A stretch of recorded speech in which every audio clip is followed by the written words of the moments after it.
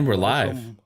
Welcome, ladies and gentlemen, boys and mother effing girls, to another episode of PM in the PM. That's right, Pong and Mav in the PM. You know it's going to be a good Thursday night when you see these two ugly mugs.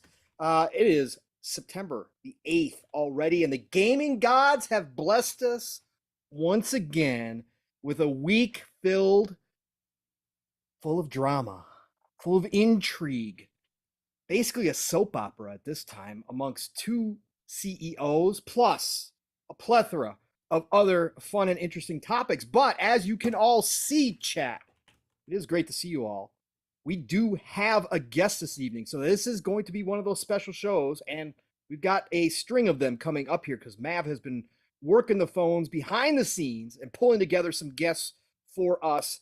So for the next 3 weeks, we are going to have somebody special here. But it starts off tonight with a very, very special individual. That's right. This man doesn't need any introductions whatsoever, but as a first timer on PM in the PM, he gets one anyway. If you hung around fun speculation shows or streams, or even in the chats of about 100 different podcasts, you'll recognize the name. He was one of the first people I got to know through the chat in the entire community when I jumped in before podcasting.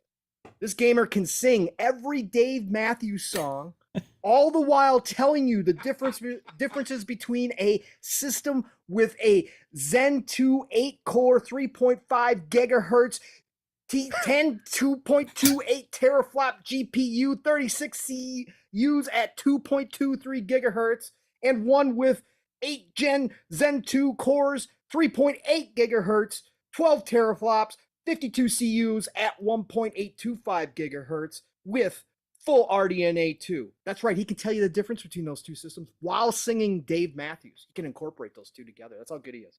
This man has visited the Mushroom Kingdom more times than Mario, folks. That's a fact, okay? That's a fact. He will bang your mom, take a shower, and then sit down on the couch next to you and ask you to play some Halo. That's how cool this dude is, right? That's how cool he is. Just like Ash from the Evil Dead. This pop culture aficionado is not scared to visit creepy cabins with possessed women. He's fearless. He's fearless, folks. He crosses the line of decency in almost every conversation. And it's like having a time machine with him in your DMs because of all the old news he posts when he finally comes to 48 hours after a concert. Mav and I, and many others, are proud to call him a friend and a brother. Chat, put those clap emojis up for the world premiere on PM in the PM of Brother from Another, Psychonauts. Psychonauts, thanks for joining us. How you doing, brother? Yay. How's everything going? Holy shit. What a fucking intro. Thank you. God. You're welcome. Damn. And all facts, too. All facts. I will bang your mother. So, hey, this is fantastic. I love being here. I always catch you guys on Thursdays, and it's an honor to be here tonight. So, and there's some tasty topics tonight. So, yeah, I can't there wait. Is. It's been a shit show out there in Twitter land if you've been around lately the last couple of weeks, and it's only getting better. That's right. The mute button is worn out on my side of things at this point. So, but it is going to be fun to discuss. Yeah. We are happy to have you here tonight, brother, because always having another perspective come in, especially on these big news weeks, is always good. Evan and I could do this for 3-4 hours, but at the same time, it's always nice to have a different voice that's not always heard here on the channel. So thank you for being here, man. We do appreciate it. And we can't wait to get down to these topics. But next up, you know, the man, the myth, the legend himself. There is only one of these people, and he owns the entire kingdom of fun speculation. You all know him because he is streaming to you like 24/7 these days. All sorts of craziness. But Mav, how the hell are you, man? How's your week been? Good, dude. I've been having a lot of fun playing the yappening on Halo. That's been awesome. We've been actually enjoying that. We played the shit out of Battlefield this past week too. We got to have Pong on a 4-day weekend, so we actually got to play games with him more than usual, which was nice. It's awesome to have Psycho here because it's a little bit different flavor show for us here on PM and the PM also. So it's going to be interesting and great to get his thoughts on all of this stuff. And I know based on the DMs and stuff, he's a little fired up based on a lot of stuff that's been going on here as well. So it's going to be awesome, dude. But yeah, just gaming, playing stuff. I'm excited for the next couple days. We're going to get some awesome news too. I believe from some gaming shows. So the news will not stop with the drama. We also have really cool stuff as well, and we got a lot of stuff to get into on this episode. So, but how you been, Pong? You enjoy your 4-day weekend, bro? Yeah, for the most part, got the kid ready for school, obviously, junior in high school, and moved back here, so he's in a new situation, but he's kind of used to it by now. So, Yeah. unfortunately, getting him ready and got him back into football and all that good stuff. So that was a part of the weekend, getting stuff done and getting ready for Tuesday. But otherwise, yeah, man, we gamed. Listen, PM and the PM is the channel that will cap for Battlefield 2042 until the day it dies. And we got more Battlefield news today. We did. Some big news today as well, but we'll get into that later. But I got to say, Mav, how many hours? We probably put in, 11, 12 plus hours? I think more than that, even. Probably more yeah. than probably Yeah, because I think we had like 2 5 to 6 hour sessions. I know that on, what was it, on Saturday, we actually started playing in the morning, and then we ended up coming back to it and playing at night. I don't know. I'm going to guess 15 to 20 hours probably. Probably 15 to 20 hours. Yeah. No, it was absolutely insane. And that game just gets better and better. I can't wait for season 3 when they reintroduce the classes.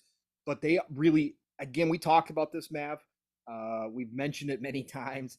DICE always comes back and winds up fixing their games. That's not right. It's not an excuse. Yeah. It should never be a crutch.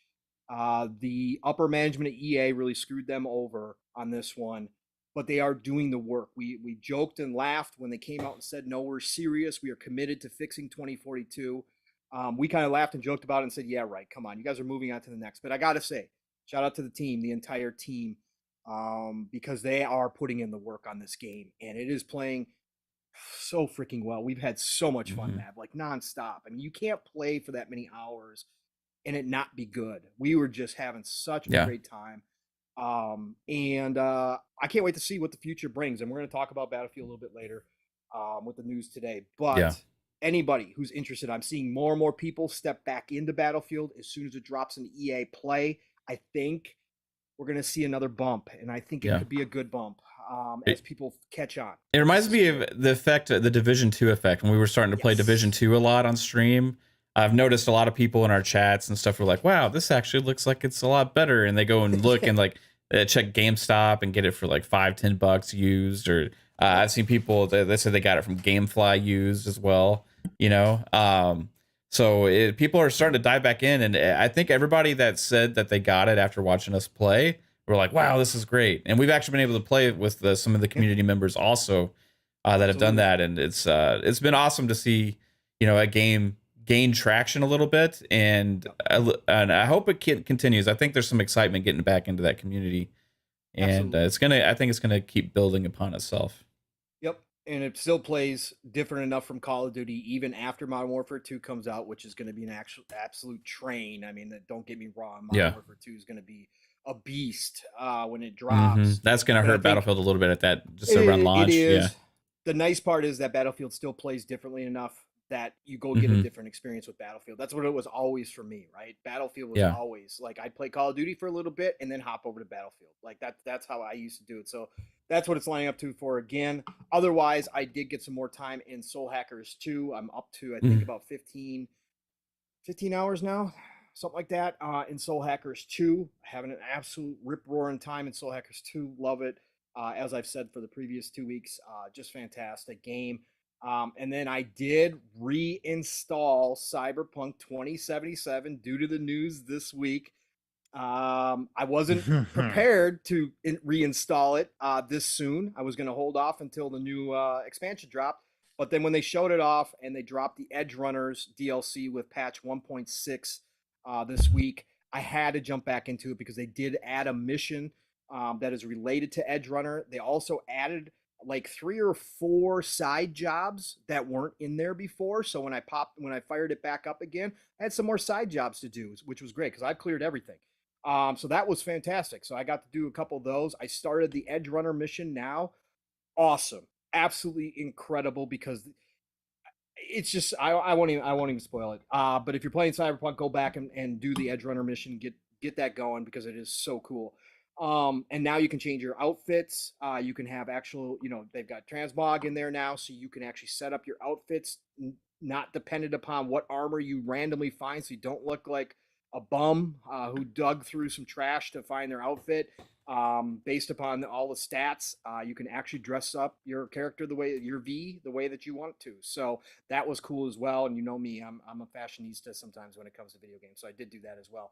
So yeah, no, overall, a great week, 4-day weekend. I am back at work full time. Didn't play it all last night. Mav hit me up in the DMs because he thought I was on because I posted a Battlefield clip. And I was crawling into bed because now I have to get up at 5 a.m. every morning. So the schedule change has happened, but the nice thing is short week. We'll be back at it again this weekend a little bit. So looking forward to it. Psycho, did you been playing anything, brother? I didn't even ask you that. Yeah. No. I've been playing Halo. I've been playing Yappening. I actually really enjoy the big team battle with Fiesta, or I think we got into shoddy sniper battles with Mav and Def Leopard here the other day, and really fun. I did try out the Dreamland, the Disney fucking game, The Dreamlight Valley. Yeah. I tried it out just to see because it was all right. I mean, I got to a point where the Ratatouille was glitched and I can't get him, so I'm like, okay, so I haven't touched it since. So we'll see if he's gone. If it's glitched, then I'm done with it. But other than that, just little stuff here and there through Game Pass, just grazing and playing something little different stuff here and there, and then playing and watching shows. We got Morbius and Netflix, and today dropped Pinocchio and Thor: Love and Thunder. So some good stuff to be watching and playing. Very cool, sir. Very cool. I'm glad you tried out Disney, so none of us have to. Thank you. And I didn't know there was a I tried it as well. I started playing Jasper streamed it. Yeah, I streamed it too. Like Pong, I was streaming it for like 20 minutes or so, but I was so interactive with the chat. We kept talking about the whole Ryan and Phil Spencer thing, and there was so much dialogue in this game. I'm like, I can't play this right now, guys. So we ended up switching to Halo. Nice. But it was playing well, and it seemed like it was going to go somewhere. Jasper seems like he's enjoying it. It's kind of like Animal Crossing, but Disney stuff, right? Okay. Yeah. So there's like some farming and stuff to it or something like that. Yeah, you go and find carrots and shit like that, and berries and seeds, and you pick weeds up, and you nice. Sounds do your magic. Up my alley. Yeah. This I was like, damn, this screams Pong. Not. Yeah, it screams. I mean, it's screaming Pong. No, it looks fun. And again, there's so many Disney fans out there. I know why they did it. It's obvious. It's really cool that it dropped into Game Pass too. For everybody, it's a great game to have in Game Pass. We need that diversity. We've talked about that. Yeah. So. And I was very shocked on who actually developed the game. I was like, really? Ooh. It was Gameloft. I'm like, really? Gameloft. The people that did Asphalt 9. Asphalt 9, the mobile. Yeah. I played around with Asphalt 9. Yeah, so I was like, for sure. Interesting. So I was like, huh. The mobile game developers kind of diving into more things for sure. Asphalt. That's right, Kate. Yeah. Asphalt. All right. Well, exactly. See, she knows what I was talking about. She knows exactly where we're going with this. Listen, before we get into the topics, first of all, I got to shout out all the amazing people in the chat. We've already got 60 people dropped in here. If you haven't liked the show yet, please hit that like button for us. It is helping the algorithm a lot. And if you have an extra second or two, you can hit that share button and share it out on any of the social media. Please do so. Again, Mav and I don't stress the business stuff a whole lot, but we do every once in a while. Again, YouTube, has been awful even for the big creators lately. So please, it does help a million times over if you do that for us. I appreciate all of you. We've got some great people in here, man. We got Gerald Absolutely. Mack already in here. We got Gerald Mack in here. We got Biggie Butters showing up. We got the beautiful Miss Caitlin in here always. Thank you for the thumbnail. I heard Mav told you exactly what to do, and he forced you to make Jim Ryan a devil and to make Phil an angel because he is such an Xbot that that's what he wanted. She ran with that one on her own volition this time. Yeah. Just absolutely herself. I had nothing to do with it. Absolutely nothing. And can you hear me? Yes. Yep. Okay. Yep. My mic went again, so it only disappeared for like a half second. Yeah, because I unplugged and plugged it right back in. So, okay. And Shane is saying I'm a little low, so I don't know about that, Matt. But and so we got Shane in here. We got Elk Dude in the house, of course, brother. Great to see you in here. We got it's Timmy. It's Timmy's in here. What's going on, Timmy? We played a little bit with you on Battlefield, sir. That was awesome. Thank you for joining us. Bob's Adventure with Scooters. One of the best names out there. Thank you for joining us, sir, this evening. We hope we're the show with all the good talk. We really do. Spider-Man 356. Yes, that's right, Spider-Man. I am a hater. Disney game just didn't appeal to me. I'm sorry. Kid Creed version 6. I'm going to go with version, even though it's just V6. Maybe that's your vehicle. Maybe you got a V6. But Kid Creed, hey, man, it's a pleasure to see you in our chat. Alvin dropping in here as he always likes to do. We got Tuku Nagula. Yes, Tuku, absolutely. Rest in peace to Queen Elizabeth II today. I know not everybody likes the royalty. I have my own personal thoughts on the royalty, but again, she was 96 years old. She led a long life, and it was kind of weird because ever since I've been alive, she's been around, and it was like she was going to keep going forever. Like, it was crazy. Yeah. Longest reign in British history, which is, I mean, that's a big history. That's incredible. So yeah, shout out to you, Tuku. Frizzle, great to see you in here. What else we got in here? We got Nix, of course, brothers showing up in here. Cyberpunk is playing at 120 frames per second on Series X. You better believe it, Nix. I've been all over that since day one, brother. Gotta love it. It's so silky smooth. Def Leopard, great to see you as well, sir. Thank you for dropping in here. Def has played Battlefield with us as well. Calorie, great to see you. Wouldn't be a chat without you. Thanks for dropping in and saying hi. Andrew Cullinane, the one, the only Andrew. Thank you for dropping in here as well. Siki, of course, brother, you know what it is. Thank you for dropping in here and saying hi. Oh, the actually one, Lore Master Jasper. Mr. Sweaty, Battlefield Sweaty himself, who carries us to a #1 ranking all the time. Thank you, sir, for being in here. Depka, what's going on? How you doing, sir? Who else we got? 3-Bit. 3-Bit actually took 5 minutes out of his long 8-hour development days to jump in and say hi to us. Thank you, 3-Bit. I hope you weren't too tired while you were typing those keys after your 8-hour day. Sure, it was long. Vik The CLiCK, what's going on, brother? Gotta have Vik The CLiCK. Otherwise, our show would not be the show it is. Vik The CLiCK, great to see you. Tony Grasso is in the house as well. We got Masshole 1977 in here. Shane, I think I got you already, brother, but great to see you again. Mitchie dies a lot. Great to have you in here as always. Black Card Day, what's going on, brother? You know it isn't a show without you either. A lot of amazing people in here as well. Yeah, see, 3-Bit's showing that he's tired. See, that's how tired he was after his 8-hour day. 3-Bit's always tired. Yeah, Stuff Sean, what's going on, brother? I saw you jump in here. And General Spartan 27, of course, listening as I count down to the start of the NFL season. Hey, man, that was me for about 30 years of my life, because I started watching when I was I remember watching when I was 6 or 7, so 40 years of my life, that was me, but I've given up the NFL because it ain't the NFL for me anymore, but I still like the opening day thoughts, so I know a lot of people are getting excited. It's going to be awesome to have that back on for a lot of people, so great to have you in here, though, General, for sure. So, Mav, as we have been doing for about the past 3 weeks now, I think. Yeah.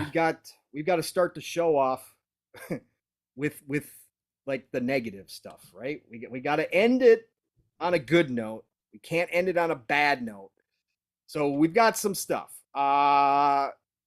Let's just hop into it. Let's just get this out of the way. So for anybody in this community who may not be following the news like we do, maybe you worked 60 hours this week, 70 hours this week. You had no chance to look on Twitter to see what the hell was going on.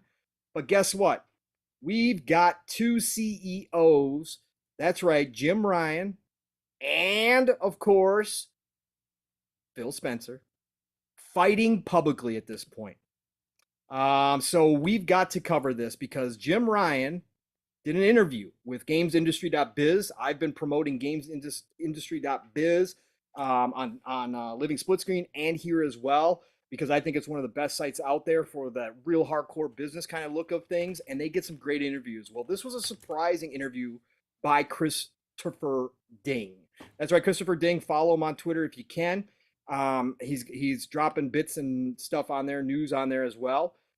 But he had an interview, and I'm going to read through the interview. So the title of the interview was PlayStation, Xbox's Call of Duty offer was inadequate on many levels, right? So let's jump into this. Microsoft has promised to keep Call of Duty on PlayStation for 3 years beyond the current agreement between Activision and Sony, says PlayStation CEO Jim Ryan. In a statement provided to GamesIndustry.biz, Ryan says the offer was inadequate on many levels, quote unquote. This disagreement between the two companies follows Microsoft's offer to buy Call of Duty publisher Activision Blizzard in a deal worth nearly $69 billion. The deal is currently being scrutinized by competitions regulators, with the UK regulator, the Competition and Markets Authority, concerned over the possibility of Microsoft withholding or degrading Activision Blizzard's content from the other consoles or subscription services. Last week, Xbox revealed that it had provided a signed agreement to Sony to guarantee Call of Duty on PlayStation with feature and content parity for at least several more years beyond Sony's existing contract with Activision. Xbox said this offer goes, quote, goes well beyond typical gaming industry agreements, end quote. The current deal between Sony and Activision Blizzard around Call of Duty is believed to cover the next 3 releases, including this year's Call of Duty Modern Warfare 2.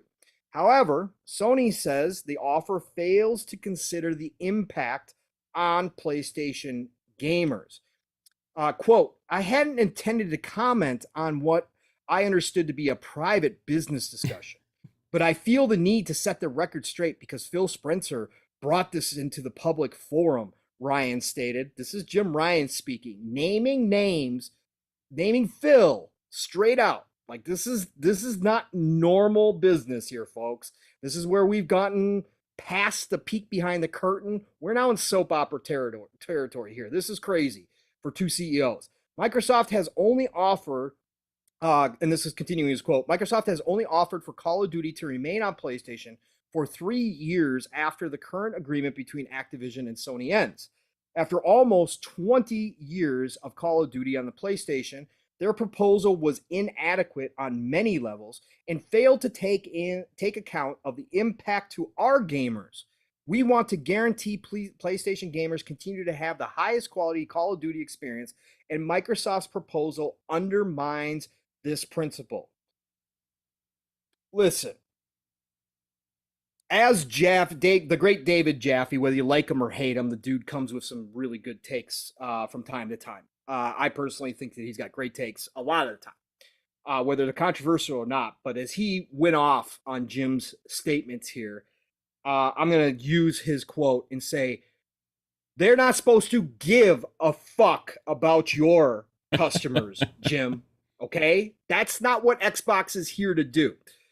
But there's been a lot of talk around this week. Again, this is abnormal, folks. This is not something we ever expected to see whatsoever.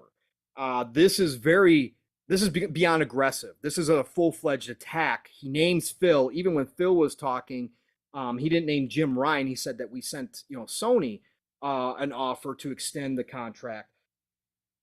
Psycho, I'm going to bring you in first, obviously, as a guest, brother. Psycho said he has to be right back. I need to know from your standpoint, when you read this nonsense, and I'm going to call it nonsense. I'm not going to hide my opinion in this case because, hey, look, this is not a news site here on PM the PM. We are an opinion-based talk show is what we are at this point. When you heard this nonsense from Jim, when you heard him come out, name Phil directly, and say that the offer to extend what will be a Microsoft first party title in Call of Duty, it can no longer be considered, if the acquisition goes through, of course, it can no longer be considered a third party at this point. But a first party Microsoft Xbox IP was offered by Phil and his team to be extended 3 years beyond the current deal. They didn't say, hey, you guys get 3 more years after your deal and then we're pulling it. They just said, right now, up front, we're willing to honor your existing agreement and then carry it an extra 3 years beyond that. When you saw this, and you've read a lot of the nonsense out there, you've seen the nonsense, you've heard it on both sides. We got people celebrating that they called it, that Microsoft was going to make Call of Duty exclusive when none of that has been said. This is obviously business 101. This is negotiating. You don't sign a forever contract with a highly beloved IP, valuable IP. You don't sign some forever contract with PlayStation no matter what. But I've seen that happen, and then I've seen other people calling Phil a liar and all this kind of stuff. It's been all over the place. But to you, Psycho, what did these statements from Jim say? Well, yeah, when I saw this statement, I was kind of shocked that, wow, he really came out here after, Phil Spencer extended it to 2027, which is crazy. That could be the end of this generation. We don't know yet. You know what I mean? So to have Call of Duty on PS5 almost for the entire generation, and which they don't have to do that, was very generous. And Phil's like, or Jim was like, nope, that's not good enough. That's we can't do that. We need something better. It's like it's insane that he has the balls to say, listen, I know it's going to be first party, but you need to do better. We need, I don't know what he's expecting, really. Is he trying to get, revenue from this too? Like, we need revenue to help sustain our system because our fans are what keeps the PlayStation going. And it's insane because all it screams to me is that PlayStation is so reliant on Call of Duty. This is how Jim is portraying this, that Call of Duty is so it is part of their ecosystem that they can't lose any revenue from Call of Duty or they're going to go under. That's how he is playing this. I don't know, he's playing an act for the CMA and the DOJ. I don't know if this is just up front, just like this whole act, but it's sad, it's pitiful. It's like you never saw this from Sony. I don't think I ever seen Sony out, and I wouldn't because say we've never seen them on the defense, crying. really, right? We've never seen them on the defense like Yes. this. Even during the PS3, when they were fumbling, they never went on the defense like this and started bitching and complaining about the competition. Not once. No, not once. They told you get a second job. They told you get a second job and to afford their console. I mean, that's the type of it. I mean, we kind of got that with this generation, and then it was just one stumble after another after another in the PS5 generation that we have seen out of Sony. So I don't know. Again, it seems to me is like it could be just a ruse to get the CMA and the DOJ to be, we really need to look into this acquisition, because if Sony's out here acting like this, then it must be really bad, because Sony or Microsoft's going to be, nothing to see here. But it's really the opposite, because if they really get into what Sony's been doing and really look into the business practices of what they had done, and they're not really customer savvy, with the, they just did a revision on their console, which is to, make a profit. They just increased the console sales everywhere but America. And it's just one bad decision move for the consumer.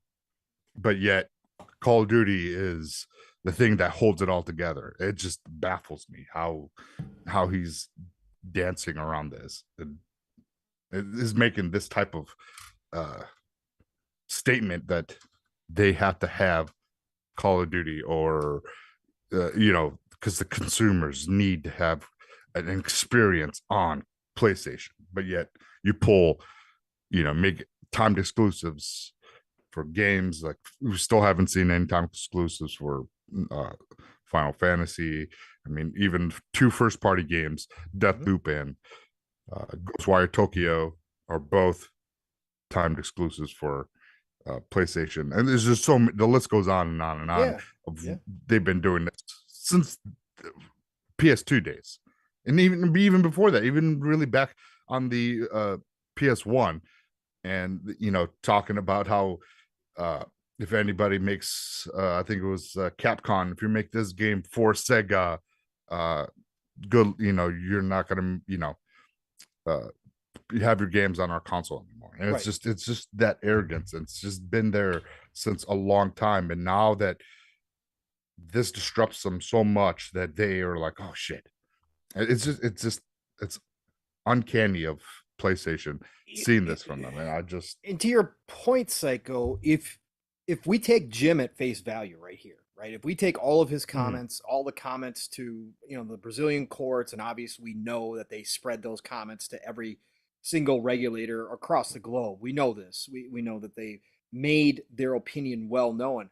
But if you take him at face value, Psycho, is he not admitting that Sony PlayStation right now is basically a house of cards, and that if Call of Duty is not able, if they are not able to, guarantee the marketing rights and guarantee that Call of Duty is going to be there every year, that he's basically saying that even with all the talent, with all those IPs that they have, that the way they're built right now, it's going to all fall down.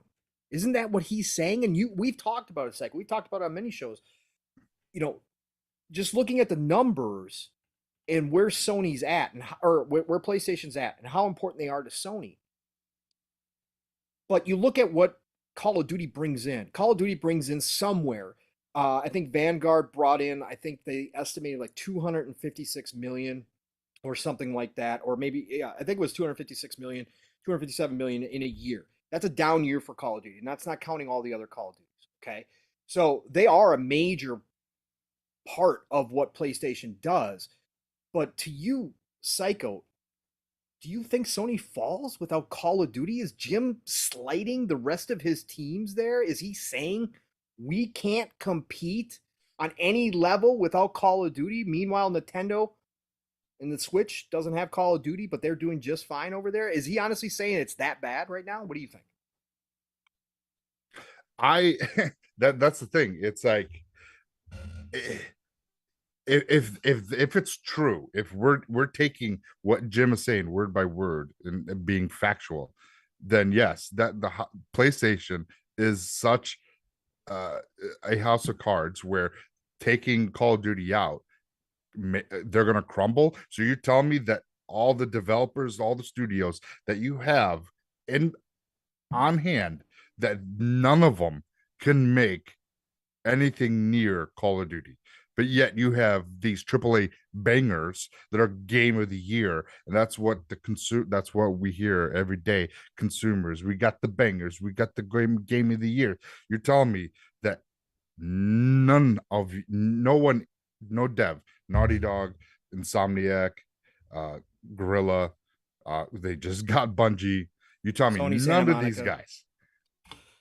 Sony Santa Monica, no one is able to make a game that could be, you don't have to make a Call of Duty killer, but something that they can have something like side by side. Like we have, I would say, I watched that Jaffe podcast, and I tweeted and I gave him a super chat. I was like, SOCOM is the perfect IP for PlayStation to have a military shooter. Like it is a game, but that's the thing. They are so far behind. They got away from who PlayStation was, because PlayStation used to be, you're looking at Twisted Metal, SOCOM, Resistance, Infamous, all these Killzone, all these great games that they made. Now that they rely on these cookie cutter third person adventure walking games that are cinematic and hardly any gameplay, and this is what it's like, get away from that, get back to the basics, go back to what brought you to being number one, get back to that spot. You're so far removed from where they used to be that they rely on third-party games, exclusive rights, and marketing deals to sustain their business, which is nonsense.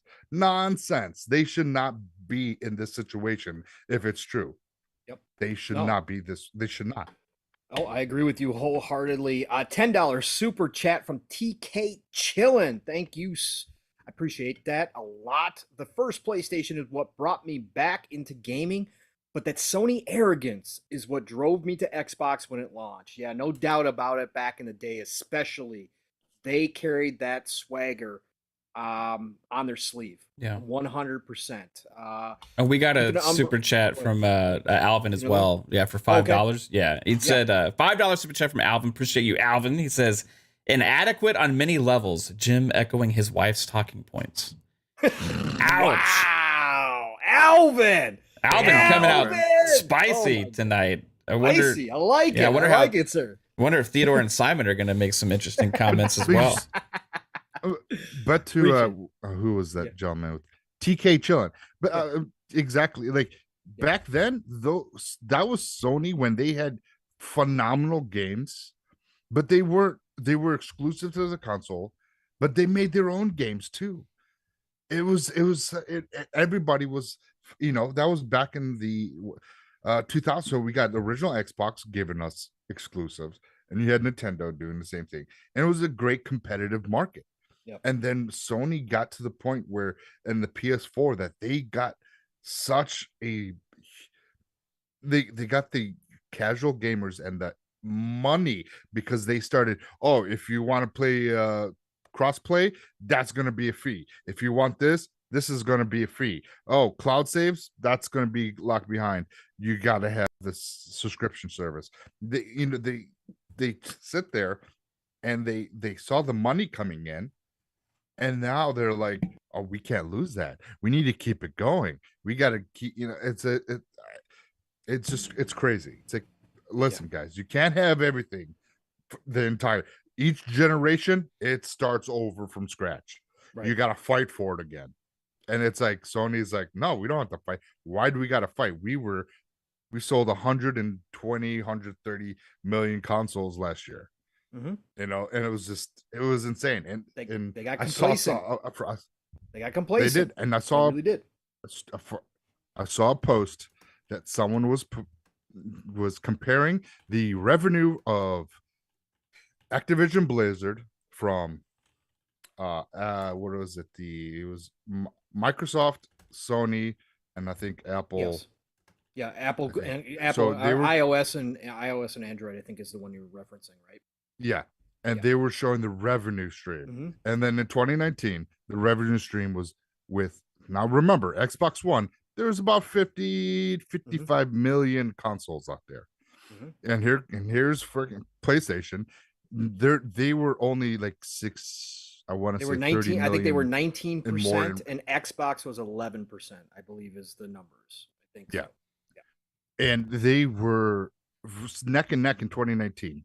But yet, look at the install base. You had 3 times the amount. Mm-hmm. So you're telling me that with a smaller install base, that they spent almost as much as a install base of 3 times the amount? How does that make sense? Do you know why? Because the PlayStation, a lot of the casuals, they only play the Madden, the Halo, the Call of Duties, and the 2Ks. So if they only play a certain amount of games, and that's it, that's all they do, they're not going to be they're not going to drop. They're not going to buy every exclusive that they put out. That's why we only see numbers like, oh, we only sold 20 million copies. How do you sell only 20 million copies when you have 130 million consoles out there? That does not make sense. You're selling a very small percentage of your first party, but Call of Duty, huge number of units sold. So I get why they're they don't want to lose that income, but they, like Jeffy, fucking grab your balls and fucking make something. Gross them. Don't rely Jim. on third party. Don't fucking rely on third party. Fucking do something. Yep. Make the fucking Twisted Metal SOCOM. Right. Come on. Right. And it wouldn't take, because again, if it's first party, you're taking in all the profits. You're not splitting the profits outside of wherever it's being sold at, as far as stores go and storefronts. But outside of that, you're taking all the profits. So you're going to get that 70%, right? Or whatever it winds up being. You don't have to have something as big as Call of Duty. You just have to have something that a majority of your fan base loves to start making up some of that money. That's all. That's all there is. And I agree with you, Psycho. Great points, brother. Appreciate it. Game Positive. Great to see you jumping in here. King Webb. Infinite Umbra. Brother, you know what it is. Acid Flare jumping in here as well. Of course, Razor NZ, all the way from New Zealand, showing up in the house. It's probably lunchtime for him right now in New Zealand. Tomorrow. So he's in the future. So we'll see what comes out tomorrow. But Mav, we obviously have been talking about this, it seems like, for the past 3 months now. It seems like there's always something with this. And again, like I said, this is now turning into a soap opera. This is as the ABK deal turns at this point, right? This is getting crazy. You never see two CEOs coming out like this in public. You had Hogue come out with another video this week and say that he doesn't believe Jim should have done this. Like he's litigating this in public almost at this point now. All the stuff that they want to talk about with the regulators now. Well, he claims that Phil wasn't supposed to spill the beans on that part. So then he comes out and says that part again, but then says a whole lot more as if he wants the public opinion to sway Sony's way that Xbox is being unfair. And again, for those people who think that Xbox has come out and said they're going to pull Call of Duty from PlayStation after, if that deal was to happen where they gave them 3 years extended on the Activision deal, that's not what's being said at all. Brad Smith came out and said himself that they think of Call of Duty like Minecraft, but there is no reading the future, Mal, right? We know this. We've talked about this. You can't have a forever deal with PlayStation saying, well, as long as we make Call of Duty, we'll give it to you. No, there's got to have normal negotiations. Just because it's now Microsoft that controls the IP doesn't mean that the regular negotiations that happen with IPs and to get them on your console or your ecosystem doesn't mean that those negotiations suddenly disappear just because your main competitor has control of that IP now. That still has to happen. And there's no way to even know what Call of Duty is going to look like down the road at this point. So for you, Mav, and for everything that we've talked about here, and Psycho brought up some great points as well as to Sony's kind of put themselves in this corner. And is Jim being real here, Mav, or is this just a great performance from a CEO trying to protect his business? As you and I have talked about, we gave him full credit. Yeah. Hey, if I was in his shoes, I'd be protecting my business any way possible.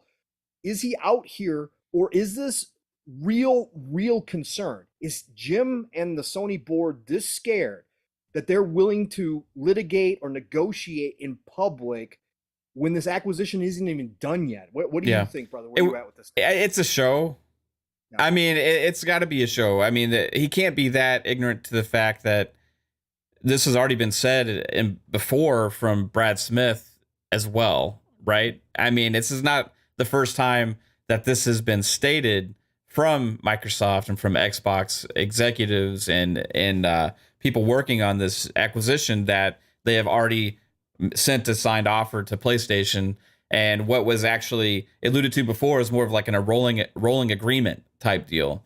Now, what Jim's trying to do here is play the victim and create a show to try and get consumers on his side, try and get the regulators on his side, being like, no, look, Microsoft's trying to take advantage of us. They're trying to take advantage of the situation. They're lying. They're lying through their teeth, and it's fooling some people out there. I've even seen some journalists be like, oh, there's a double standard. Well, they never said exactly how long they made the offer for. They said several years, but they also had made clear their intentions to keep it on there, potentially past those deals as well. They're not going to sign something like in perpetuity. They're not going to sign like a forever agreement on something. This is what we talked about last week, and Jim knows that. This is all posturing, trying to get as many years as possible to try and get a concession with these regulators, because that's the thing that's going to help them the most. I think they're also trying to posture to try and keep Call of Duty off of Game Pass.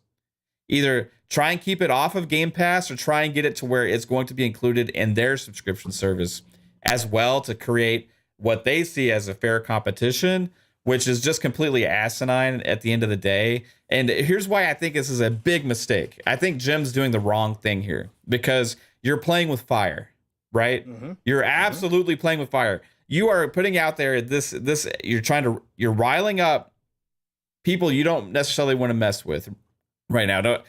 I think most of the experts out there agree that this deal is going to go through, that this is Microsoft's actually playing chess right now, and Sony's playing checkers. For me, it looks like the whole argument regarding just Call of Duty is what all this is coming down to, and that's just an easy concession for Microsoft to make when that's something they planned to do in the first place, right? So if the only thing hanging up this deal, if you're Microsoft, is releasing their future Call of Duty games on PlayStation as well for a certain amount of years beyond what they had already initially been willing to do immediately after they made the acquisition, that's like a home run for Microsoft. Meanwhile, Sony's all like, oh, we need to make sure we win this. We need to make sure we do this. And it's like Microsoft's like, okay, yeah, like we'll play this game. That's what it comes across to me. And where I think it's dangerous for them to be playing this game out in the public like this is because it sets them up to be exposed by Microsoft, because Microsoft didn't want to necessarily make them the enemy. They actually have been saying numerous times that they would rather deal with the competition that they know in this space. They wanted to prop Sony up. They wanted to prop Nintendo up. They wanted to keep the Amazons and the Googles and those people at bay, right? Apple and all of these things, right? They want Sony and Nintendo to be still the market leaders with them in this space going forward, because they know their heart's in the right place. And Phil knows their heart's in the right place when it comes to at least putting out games and quality games that are going to be for the consumer, as opposed to some of these other companies out there that don't get it with the gaming industry. They've dabbled here and there, and they just don't understand what gaming's all about. Microsoft has had a history with gaming since they've gotten into the PC market, as well as Sony has been into gaming ever since the PS1 days. And then also you have Nintendo, which we know like from the 80s, right? So across the board, they are comfortable within that space, and they didn't necessarily want to hurt them. But if Sony is coming out and they're going to try and disrupt this deal, and they're going to be public trying to persuade the consumers against them, they're opening themselves to be damaged also, because guess what?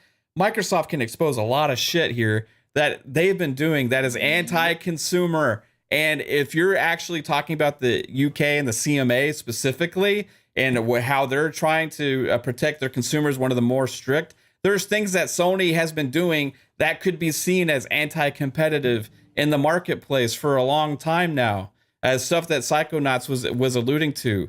And it's all about taking advantage of your dominant market position, which, guess what? Out of the three, who has the dominant market position right now? It is Sony, especially in those markets where Sony is, I believe, is like 2-1 still, at least over the last two generations now in the UK. So you're talking about the person that you're outselling 2-1, and this is all about console space here as well, right? Because Sony even themselves has alluded that it's not separate markets going into cloud and all these things, because guess what? Sony knows that's their future as well. If they try and separate that out, that is, they're going to have a dominant position in the cloud space, then they're actually saying to themselves that that's a separate market, and that's going to determine how the regulators look at their future.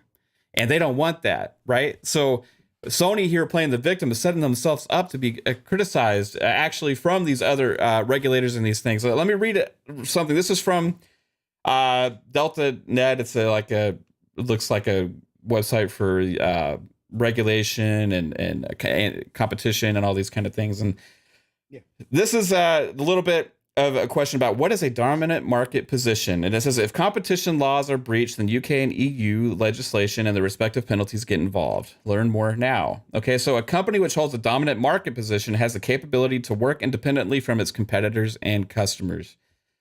A dominant position can allow a company to set prices above competitive level for products which are not of as high quality, and in effect, it can restrict competition. Okay, so to be in dominant market position is not illegal. However, abuse of this position in order to eliminate competition in the market is illegal. What has Sony been trying to do the entire last generation? They were trying to crush Microsoft. They did it before to Sega as well, right? So therefore, competition laws in the UK and Europe put restrictions on companies which hold a dominant market position to ensure that they do not engage in anti-competitive behavior. These regulators are not supposed to be going out and protecting the dominant market position and protecting the fact that they are doing such things, such as raising the price of their actual hardware in that market when you did not do so in other markets, including also raising the prices of games and also having a higher price on your lower quality subscription service, which I don't think that can be argued by anybody, that the higher price for a lower quality subscription service is exactly one thing that they are doing right now. Another thing that this says is limiting product rates and development as a whole to the disadvantage of consumers is one of the examples of taking advantage of dominant market position, which is illegal, right? Limiting product rates and development as a whole to the disadvantage of consumers. What does that sound like? Does that sound like gatekeeping products to your own platform that are necessarily even part of your own ecosystems, things that you do not own, things that you use your own market share in the industry to try and persuade these other companies to make sure that they stay on your platform and not on others? This is stuff that's been going on for a long time. This is why I think they're playing with fire here, because guess what? In all these answers and every these things back to the regulators and stuff, there is so much ammunition that any of these other companies could use against Sony. And it could potentially damage them in the future. I don't think it's necessarily going to. I think at the end of the day, it's just going to end up being a concession. But the more public they make this, the more dangerous it gets. Right? Yeah. Because Microsoft 100%. Will not stand for their image to be tarnished by an executive going rogue, making accusations against them. No, but they knew this was coming. Yeah. Right? They knew this was coming because that letter of intent was sent immediately after the deal was done. So now Jim is publicly, which he probably already did privately when it was first sent, but he is now publicly spitting in the face of Phil and Xbox and Satya and everybody and saying, that's not good enough. We want more at the end of the day. I think, Mav, Xbox was obviously aware of the comments from Sony. They obviously had already been into the regulatory process. All these regulatory bodies probably asked Sony and all the other companies they've been interviewing for answers to some of the questions that we've heard out there now in regards to this deal. So they probably already knew where this was going. I think that the post the other day, the blog post from Phil and Xbox, I think that was pre-set up. They obviously knew this was coming. And I think that was a bait. I honestly think the attorneys over at Xbox and Microsoft baited Jim and Sony to come out in the public like this and start litigating or negotiating in public to make their feelings known to everybody and to get them to slip up and make a mistake. And I think that Jim made some mistakes here in a couple different ways in the language that he used, talking about that this was inadequate and talking about the best version of Call of Duty on Sony when Microsoft already said that they were agreeing to parity.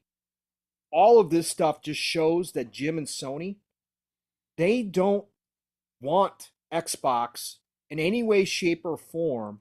If they had their way, Xbox would not get Call of Duty at all. right? This is what Jim wants. Jim doesn't want to have to negotiate with his main competitor over a deal for a game that he believes that they need on their system. And so Yeah. I think that this was a complete bait, because I think now that Jim's gone public with this, and you notice that there was no counter response, right? There was no counter response. Now Xbox sits back and be quiet. Jim said everything that needed to be said in public, and it made him look bad outside of obviously the console warriors who, praise the Sony god. It made him look extremely bad in the terminology that he used, because that's exactly what Xbox and Microsoft were proposing this entire time. So I think that was a bait. Also, Jim here, I think that it's half and half. I think that a lot of this, not this specific comments, but just a lot of what's been going on, the answers to the questions to the regulatory bodies and that kind of stuff, I think that was all straight up just business. That's an act. That's a straight up business move. That's just protecting your your interest that you've highly invested into all of these years when it comes to Activision Blizzard. I think that was just protecting that.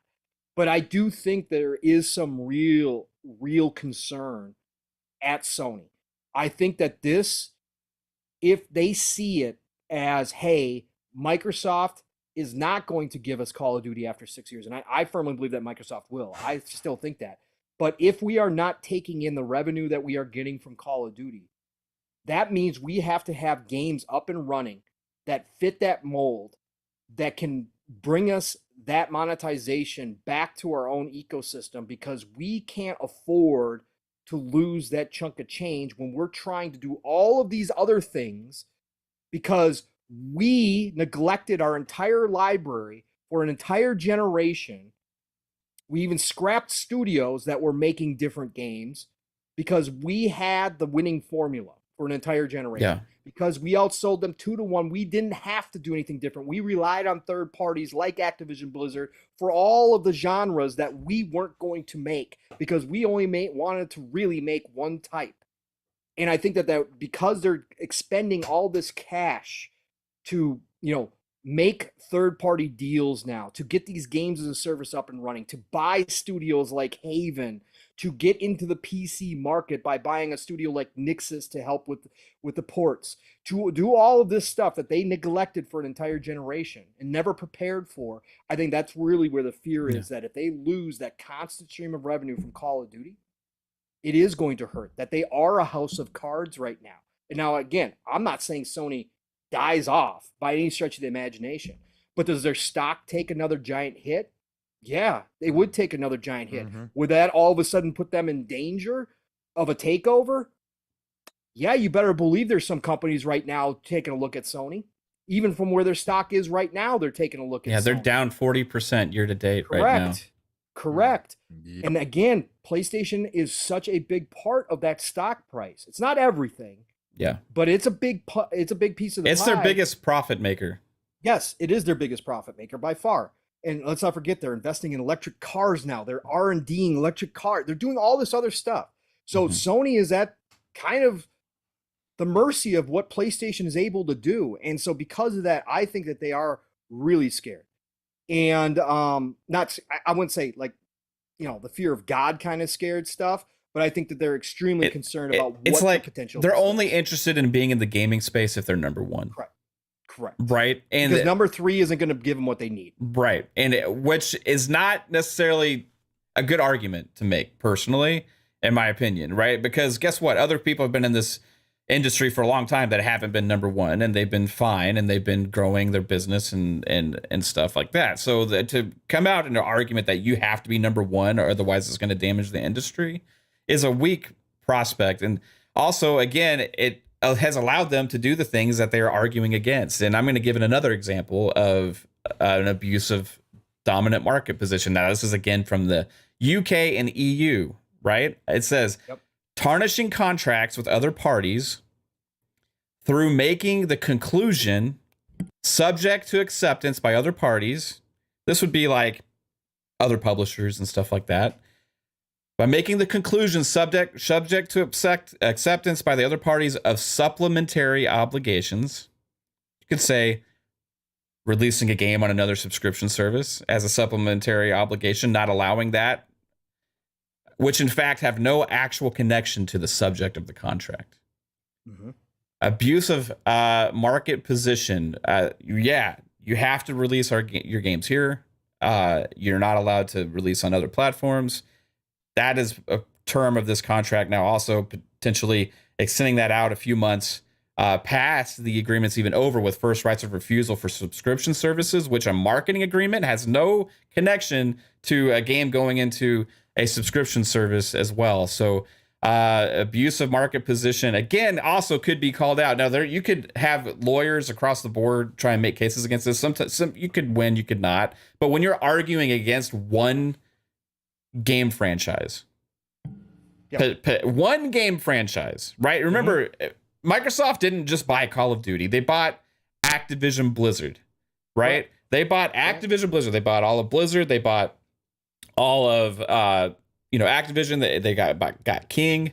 This is more to Microsoft than just the one piece of Call of Duty. But that one piece is so crucial in Sony's eyes to their business, because they have restricted themselves to these third-party contracts and deals and monetization that they get from these deals, even taking advantage extra in the consumers with cross-play hit on the with monetization there as well. It's put them in a position where they're looking at it saying like, well, if we lose this, it's going to really hurt our cash flow. But why do you think they bought Bungie? Right. It's to put themselves in a better position potentially in the future without something like Call of Duty, because guess what? You're going to have control over that. You're going to have control over any of these other acquisitions that they've made as well. And they've also been growing their industry, their market, just like Xbox has. We're putting things on PC now. They're trying to do mobile. They got the subscription thing going. The only issue is Sony's 7 years behind. They're just behind the 8 ball, right? That's not anybody else's fault. It's just them being late to the party. Now, they weren't in position ready to take that step yet, and this is forcing them along much faster than they wanted to go. But they're not going to go out of business if they lose the marketing rights to Call of Duty. And they honestly probably know that Call of Duty is going to stay on their platform as well. But I think this is more of a play about trying to use their weight and their consumers as a way of trying to make sure that the CMA and other regulators try and keep either Call of Duty off of Game Pass or get some kind of concession that's far beyond anything that should be reasonable as well. So they're just playing victim on purpose, and it's absolutely disgusting with the hypocritical nature of what they've been doing in the past. And the more public that they make this into the public eye, the more they are likely. There's a thing called exposure, right?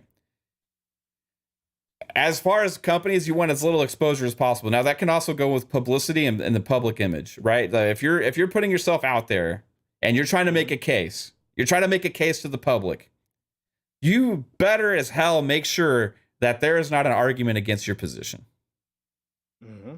And in this situation, there is so many arguments against their position here, and it makes them look weak and petty. Yeah.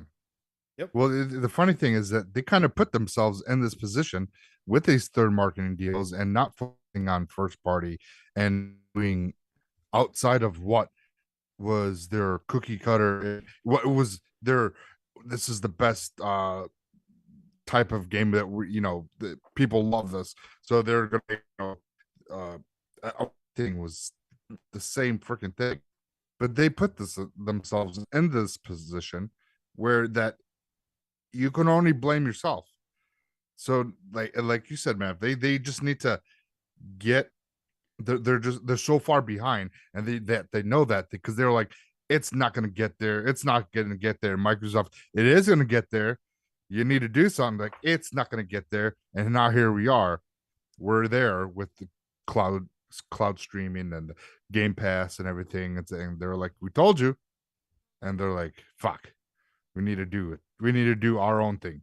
And that's why we're seeing the moves that they're making. But it's going to take time for them, and I don't think they want to put that much time into it.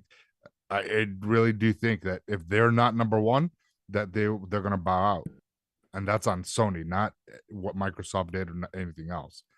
They just don't like competition. Well, because they haven't had it for so long, right, Seiko? And that's the problem here is they've done again. Everybody brings up Nintendo, and I understand that, but as we all know, Nintendo's a different pond altogether. Xbox and Sony shared the same pond for a very long time. Now, Microsoft and Xbox are going and digging their own pond, and Sony doesn't know how they can get over there because that pond is going to be 10 times the size of what they're used to. And they don't understand how they're going to go gather up all that fish in there because they've been fishing at the small pond for so dang long, right? And that's their major problem here. And they see it that Game Pass has the potential with a Call of Duty, and again, I believe that they're hyper focused on Call of Duty simply because of Game Pass. And I think that actually benefits Microsoft at the end of the day because there's so much more to this deal, as we've talked about on so many different shows.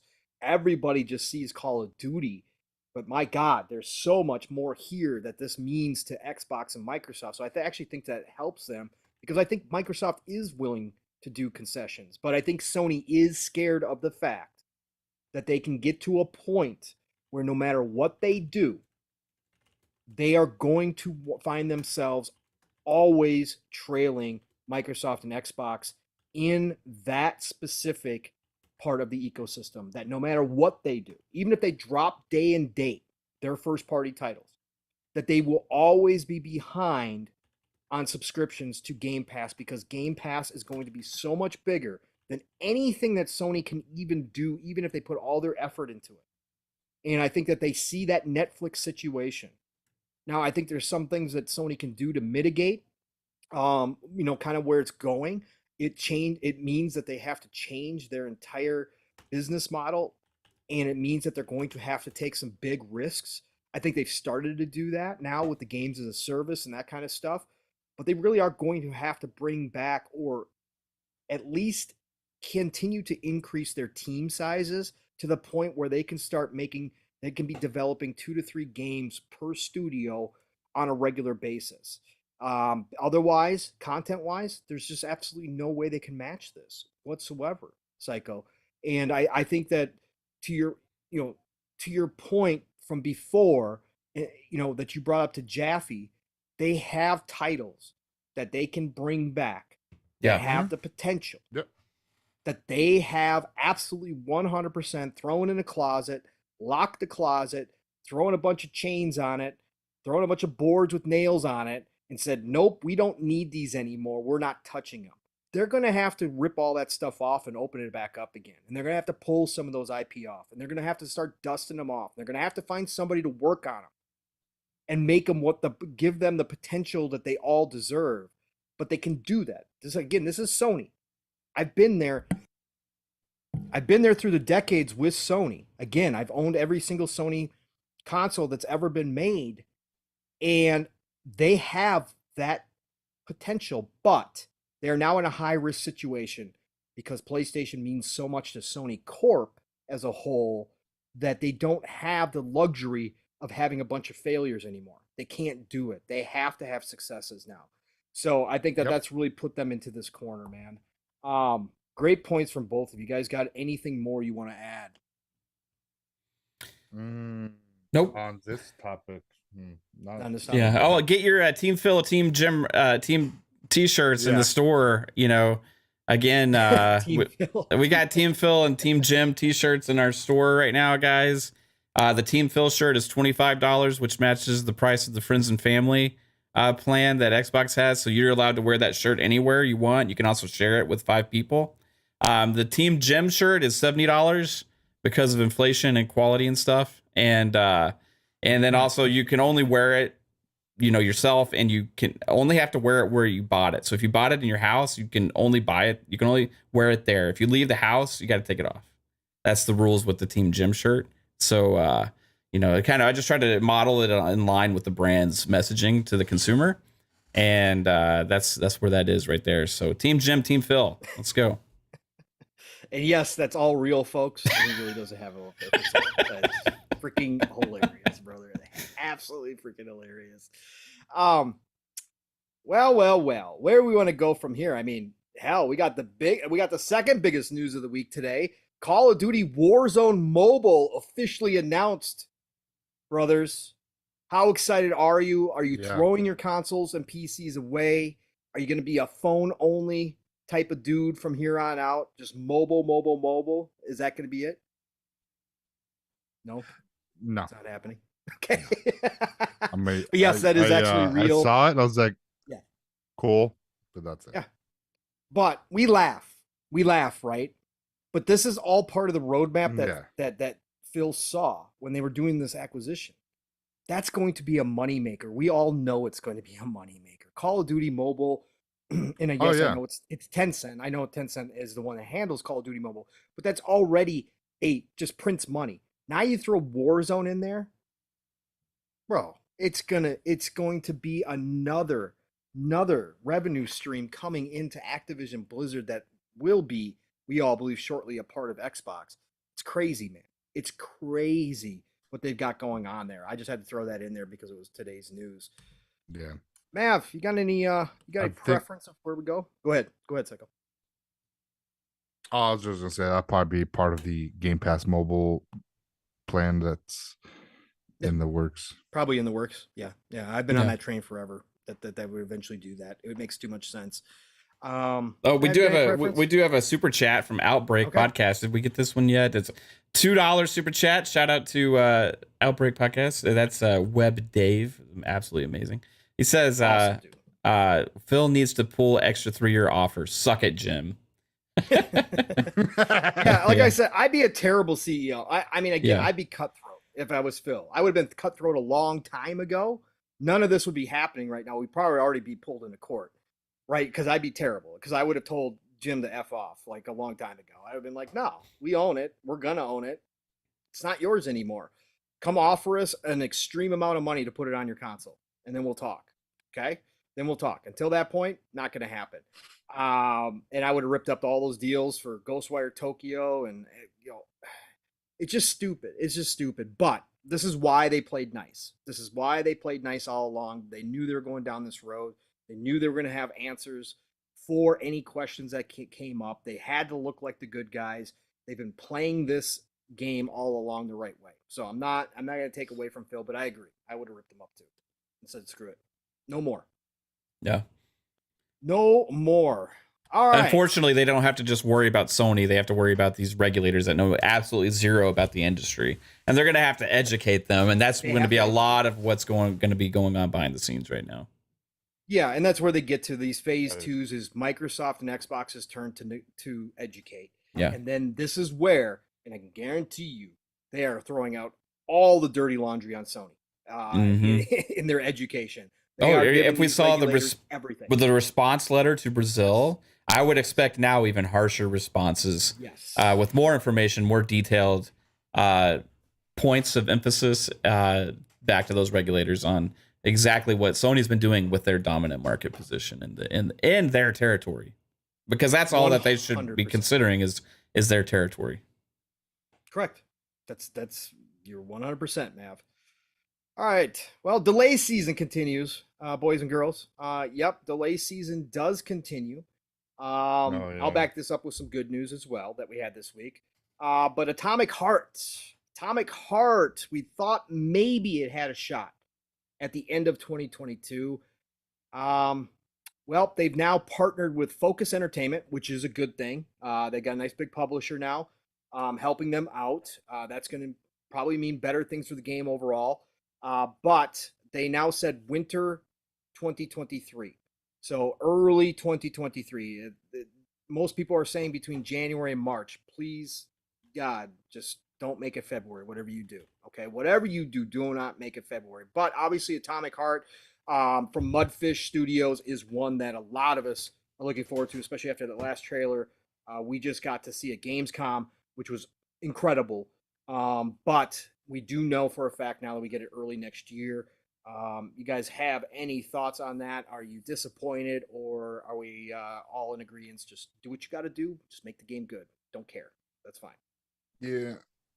I saw a couple, I saw, I think it's Hazar. He posted the Russian article stated possibly that they're trying to still push for December, but 2023, if they can't meet the December 2022 mark. So you know, they're hoping they're not, they didn't say crunch, but they're working hard at trying to get this game out by 2022, because we all freaking know the first couple months of 2023 is just so jam-packed that, you know, you don't want to be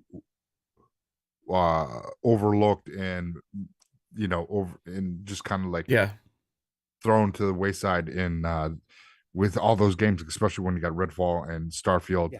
Very two big games that are very that will swallow up a lot of people's time and overlook some things. But hey, it's all in Game Pass, so it's not that much. You know, we can play and graze as we want. So, while we're here, real quick, let me just give everybody a reminder. This is just a short list. This isn't by any means the full list of everything, but a shout out to Shinobi, a great member of this community who puts out a lot of great information too on Twitter. Shinobi602. But he put out a list, and he said everybody needs to calm down because the first half of 2023 is getting crazy. Redfall, Starfield, Forspoken, Dead Space, Dead Island 2, Hogwarts Legacy, Atomic Heart, Planet of Lana, Resident Evil 4, Forza Motorsport, Destiny 2 Lightfall, Suicide Squad.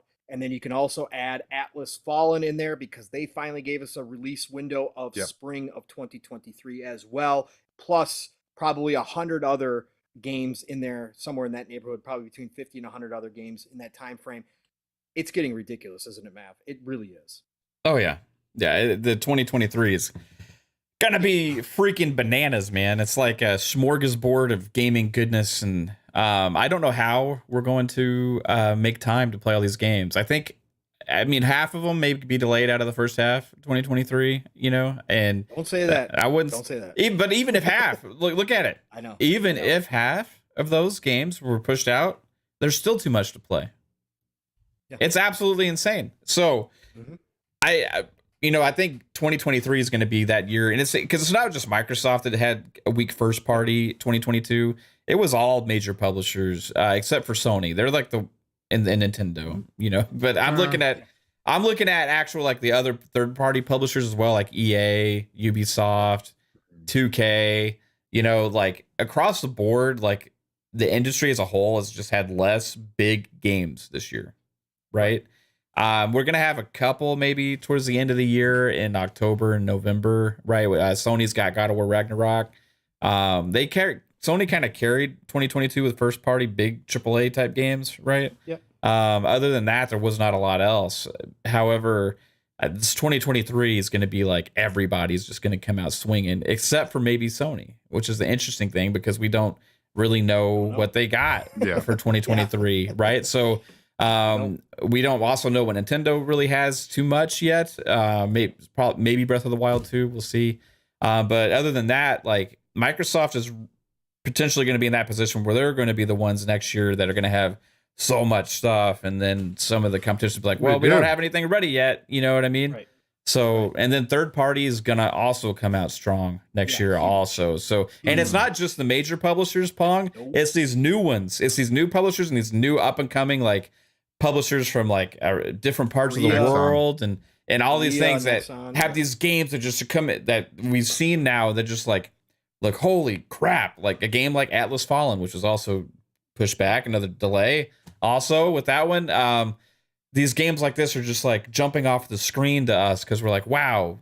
And this is because the technology's gotten to the point, I believe, to where you don't have to be this big massive company to be able to make something that's gorgeous and looks great now, right? So you're going to have a lot more of this going on in the future. So 2023 is kind of, for me, I almost feel like 2023 is like the real start of this generation.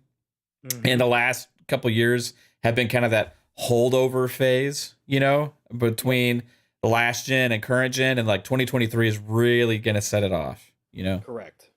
Current gen only stuff. It's almost Go ahead. It almost felt like the consoles should have. I know we got them in 2020. Almost delayed the damn thing just because there's like really nothing. This way, what we would have gotten was, if the consoles came out in 2021, they would have had, they could have then delayed Halo, hopefully, and then we could have got it this year. And they could have had a lot of better, a stronger, jump. But I mean, next year we got what is it, about 10, 15 games from first party on Xbox, I believe. Potentially, yes. On paper right now, yes. Potentially on paper, we could have easily 8 to 10. And that's without ABK. Yeah. So.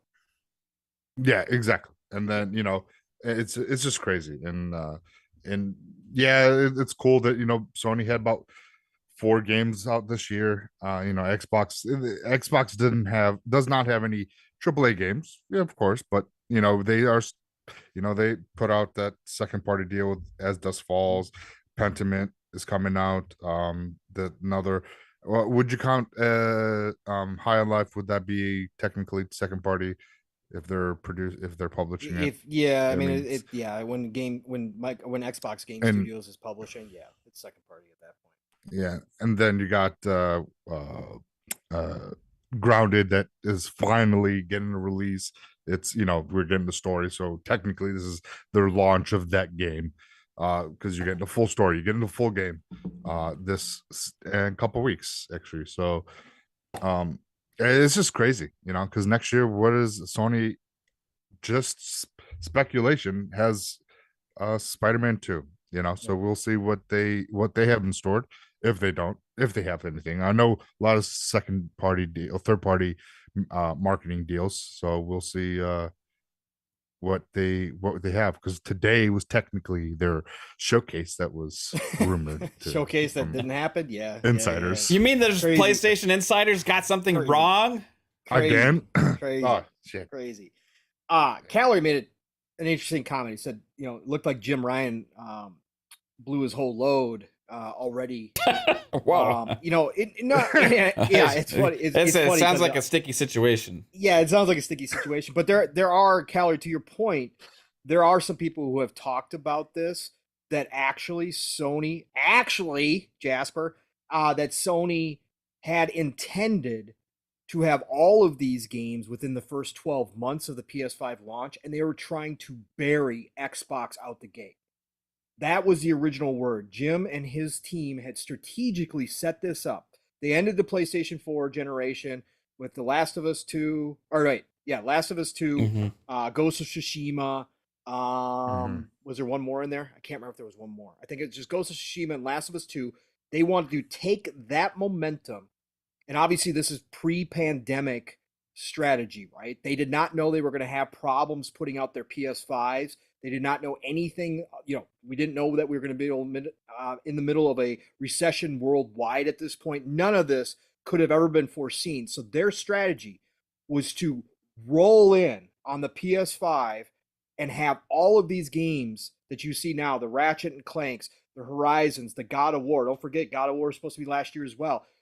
They meant to have all of that lineup out in the first 12 months of the PS5 and try to bury Xbox in the traditional way with consoles. That's what they were trying to do. They were trying to jump out to a 3-1, 4-1 lead on Xbox, and hopefully be able to maintain it. Obviously, expecting Game Pass to maybe not get as much attention as it is right now. Obviously, not knowing that Microsoft was going to go out and acquire ZeniMax, and then now ABK, all of that kind of stuff. But that was their intention. So it is interesting that you said that, because a lot of that is coming to fruition now. They couldn't do it because of everything that happened in the world, and their games got delayed. And so now, what are they going to do? Because like I said, 2022 is looking dry. Now we know they've got deals in the works.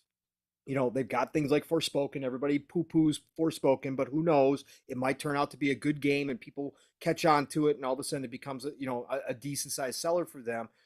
Spider-Man 2, I still think they get it out next year. I think it's all hands on deck, just like God of War. I think whatever they have to do, they're going to get it done. But other than that, we're going to be relying on Factions hopefully coming out finally, and a couple of these games as a service games.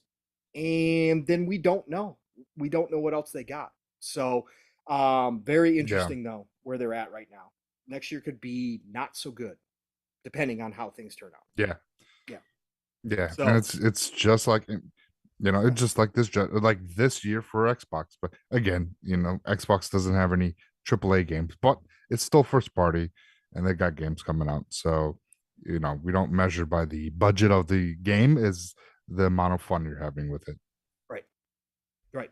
Absolutely 100%. So then we got good news as well, brothers. Gungrave Gore, which anybody wants to see some more. They put out more footage of Gungrave Gore. For anybody who doesn't know, Gungrave Gore started as an actual game franchise back on the PS2, or was it the 1? God, I can't remember anymore. My brain doesn't work that well. And it came out, and people loved Gungrave as a character. They actually turned it into an anime, which is freaking awesome. And now it's coming back again, and there's a couple generations that don't even know about Gungrave unless they've happened to watch the anime. I remembered Gungrave, so the minute I saw this game, it was like, holy shit, they're coming out with a Gungrave game. All action. We're talking about pure action. They put out a ton of footage. If you want to see behind the scenes a little bit, Iron Lord, shout out to the Iron Lords, obviously ILP, some of the best dudes in the business out there. COG was at Gamescom, got an interview with one of the developers, and got to record the developer playing through the first kind of tutorial level of the game. So if you want to go see some footage, go check that out after the show. But Gungrave Gore was sitting out there, and then it went out in an email after Gamescom, an Xbox email that was highlighting some of the games that were going to be in Game Pass. And Gungrave was in there, but there had been no mention of this. So we were wondering if it was a mistake, kind of floated around there. Maybe Gungrave at TGS. Maybe they announced it there. Well, Gungrave came out today and officially confirmed. Big news. Gungrave Gore will be playable day one on Xbox Game Pass. Listen, is it the biggest title out there? No. Is it going to be for everybody? No. But does it look like a kick-ass, just sit down and romp through this game with tons of freaking chaos and blood and bodies flying everywhere and ridiculous powers from Gungrave and his crew? Yes, it does.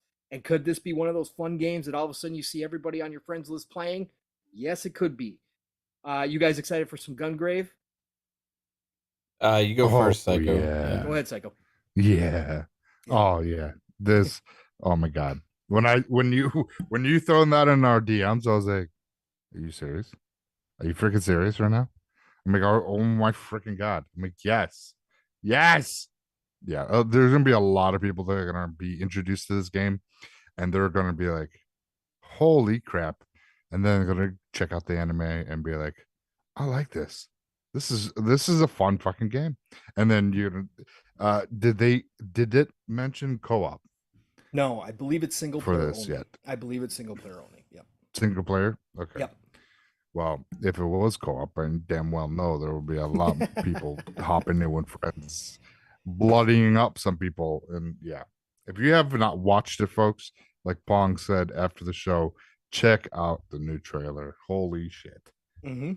Yeah, it's not AAA. It's a AA game. But it's South got Korean studio too. South Korean studio, so it's got that Eastern flavor to it, the over-the-topness, the crazy characters are all there. Again, if you've never experienced Gungrave before, that's okay. You can jump right into this game. You don't need to know what Gungrave's about. You'll find out. They've got some great cutscenes, obviously put together. I've seen some of them already. Fantastic work. It's not AAA. It's not going to be some Souls-like, oh my God, this experience kind of game. It is a straight up old school 360 PS3 era action game. Yeah. Think again, Devil May Cry, but even with less strategic fights. Like you can get really down and dirty with Devil May Cry and pull off a bunch of combos and stuff.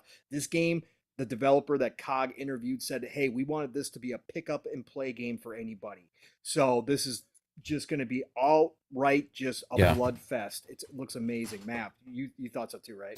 Oh yeah, dude. And this is also like, I want to give a shout out also to Embracer Group, and because this falls under that umbrella because they have so many different things that they do. It's the publisher of this technically is Prime Matter, which is under uh is it Koch or Coke Media, Koch Media. Well, no, now it's Play On. Remember, now they changed their name to Play Oh, On. okay. Play On, Yep. and then they're and they're Deep Silver, then Prime Matter. It's like into this whole umbrella, right? And you're getting these different kinds of games like this. You know what I mean? From Shout out to Lars. Love the man. yeah, from people all around the globe. You know, all these different developers and stuff. So man, I remember seeing this game for the first time. I was like, holy shit, that's kind of over the top and crazy and badass. And it kind of reminds me of like a Devil May Cry style a little bit. You know, it's a more of an action hack and slash type game, but it's got some really good looking graphics too. And so when you say not AAA, it feels like a genre that's kind of like missing. Yes. You know what I mean? That used to be like one of our big favorite AAA type genres, and you know what I mean. So when we say that these days, it's like there's such a blend now that I don't really even know like what that means, because it almost seems like a lot of the AAA games have gone on to become something different than what they used to be. Even right? They all transition into like free to play stuff or live service aspects and these long-term 10-year plans and all these things, except for like these single player focused games that still happen from time to time. But a game like this could come out and get a lot of people to try it and play it and just completely steal people's hearts, dude. So I'm super pumped. Did they say the release date on this yet? Good question. I think it was it November? Coming 2022. Just coming 2022. This is what that's what the November 22nd, 2022. 11/22/22. So that's when it's coming out. It was actually in the Xbox Wire release. So yes, so November 22nd. Another good for any of you older gamers out there right now. You guys remember when Grasshopper Manufacturer was at its peak? Shadows of the Damned. That's another game this reminds me of a lot. With the over the top specials and that kind of stuff. Shadows of the Damned is another one to make an example of this. So looking forward to this game a lot. This is on my list. Now it's coming to Game Pass, which is perfect. I will take it all day. All right. We got a bunch of the small stuff out of the way. There was a bunch of stuff. I mean, yeah, go ahead. Yeah, there was. Let me see. There was something that I put in. Would you want to talk about Psycho? Tweeted, You're the guest. If you want to bring up a topic, bring it up, brother. There was a couple things that I don't know if you guys saw. There was new features for Xbox. There was one new feature for Xbox that I think people overlooked.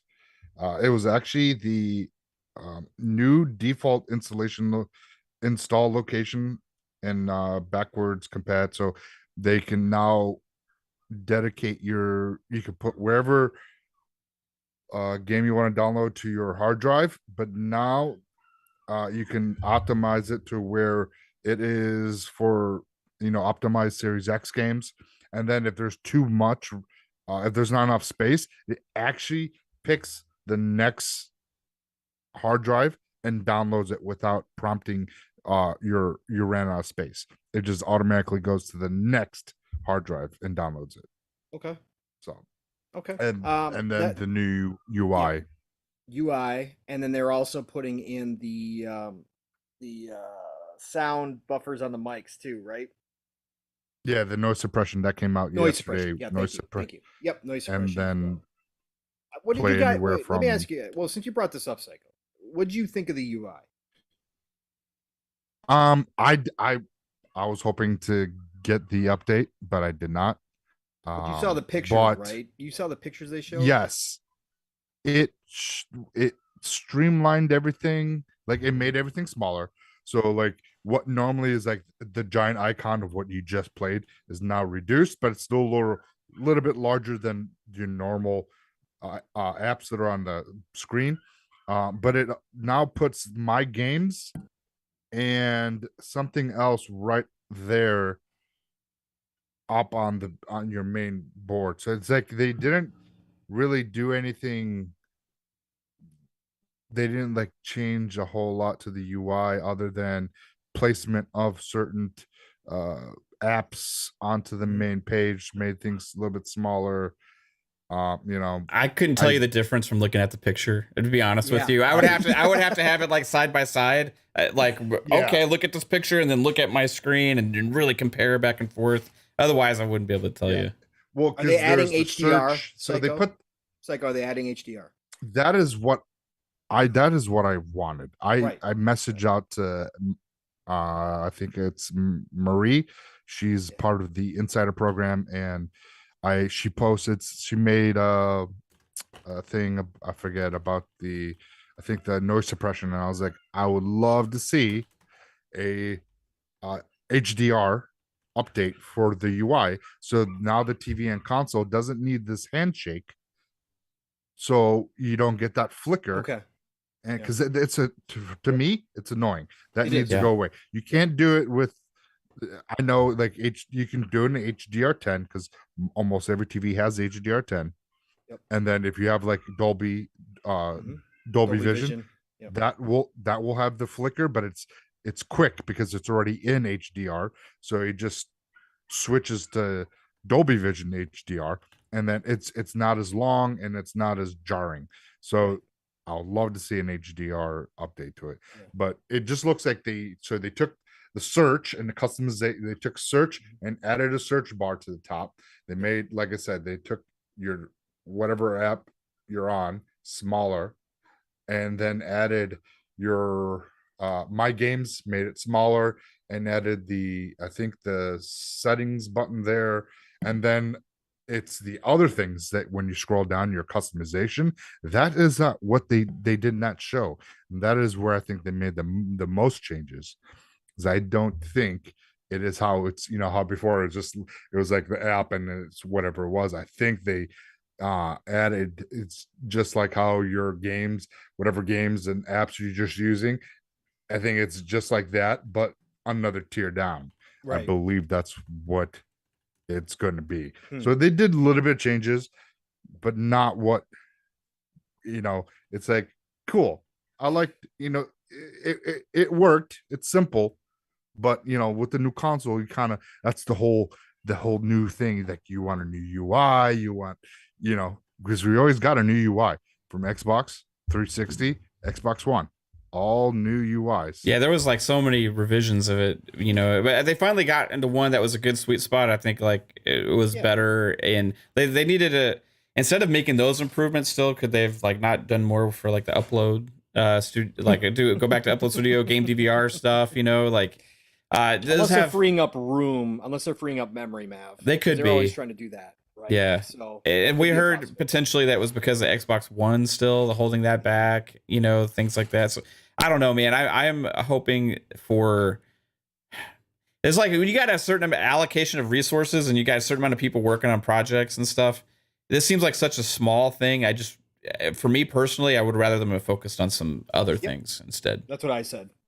Yeah. UI, it's not broke. Don't fix it. The only thing I requested again is the HDR, the switch. Yeah. They got to unless it's more of a major change or overhaul. It's cool little quality of life things, right?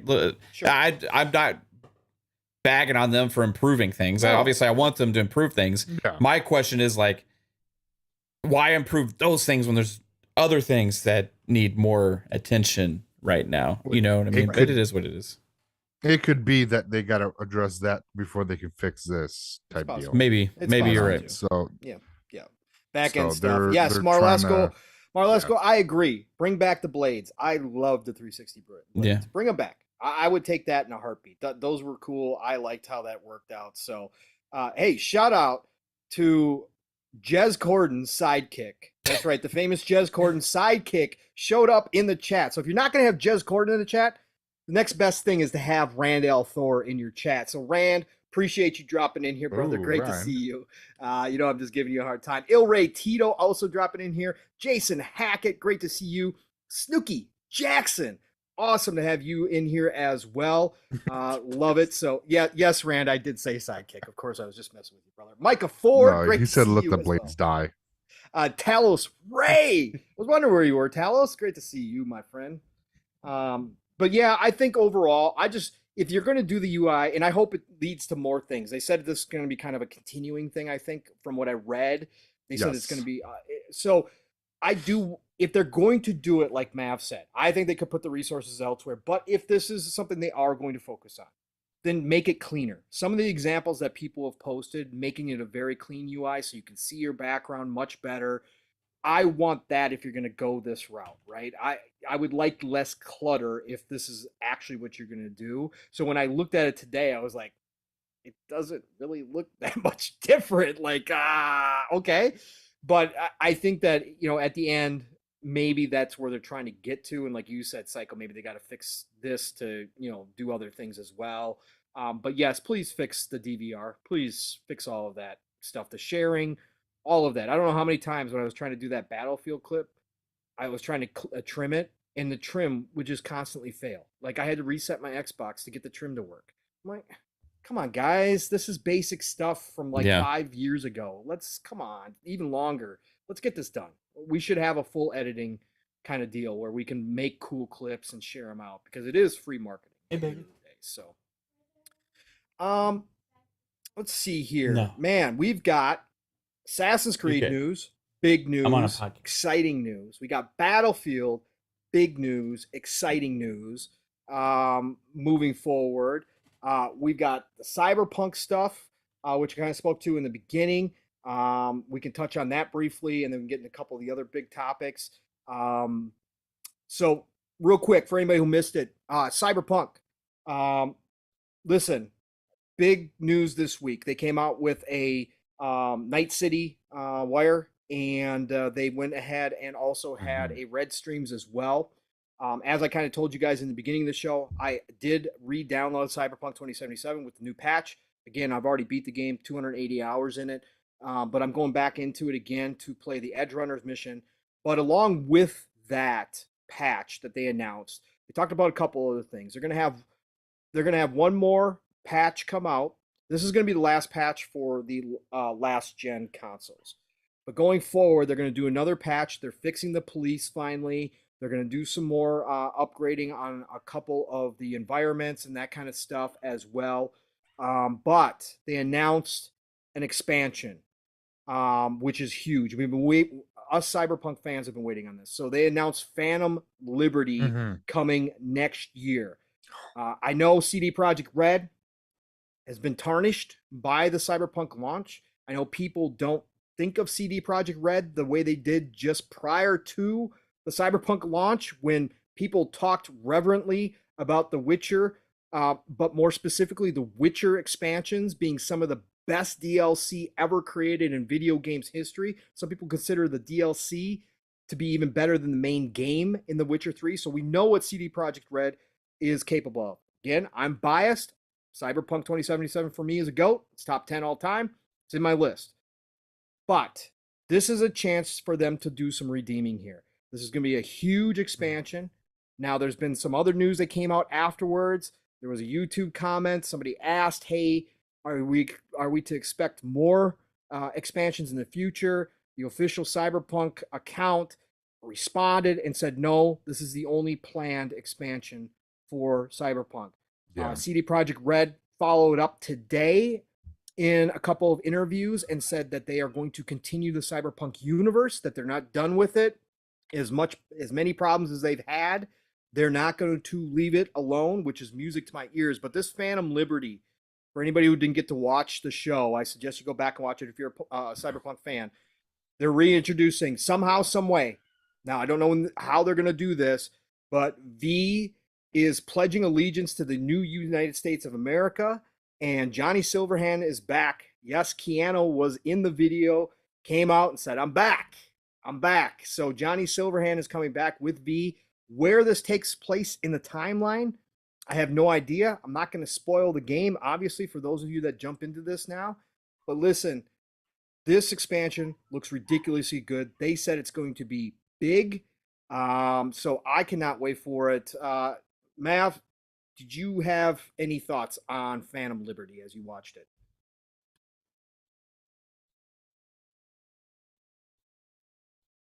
Yeah, there we go. Is that better? You can hear me now.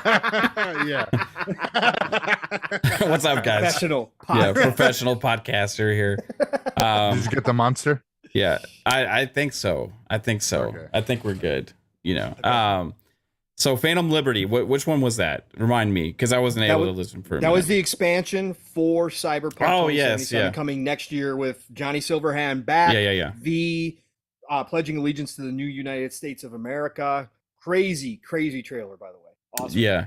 It looks, I mean, remember a long time ago when we said that this franchise was going to still be an important franchise going forward. And even though with the horrible launch and eventually in like 10 years time, people will remember the hiccups at the beginning, but more talk about how amazing the game was still at the end of the day. I think that this game is going to be one of those games that just continues to get better, adds content over the years and years, and will be a game that lasted the generation, to be honest with you. And they've already made so many damn improvements to it that it's been pretty mind-blowing.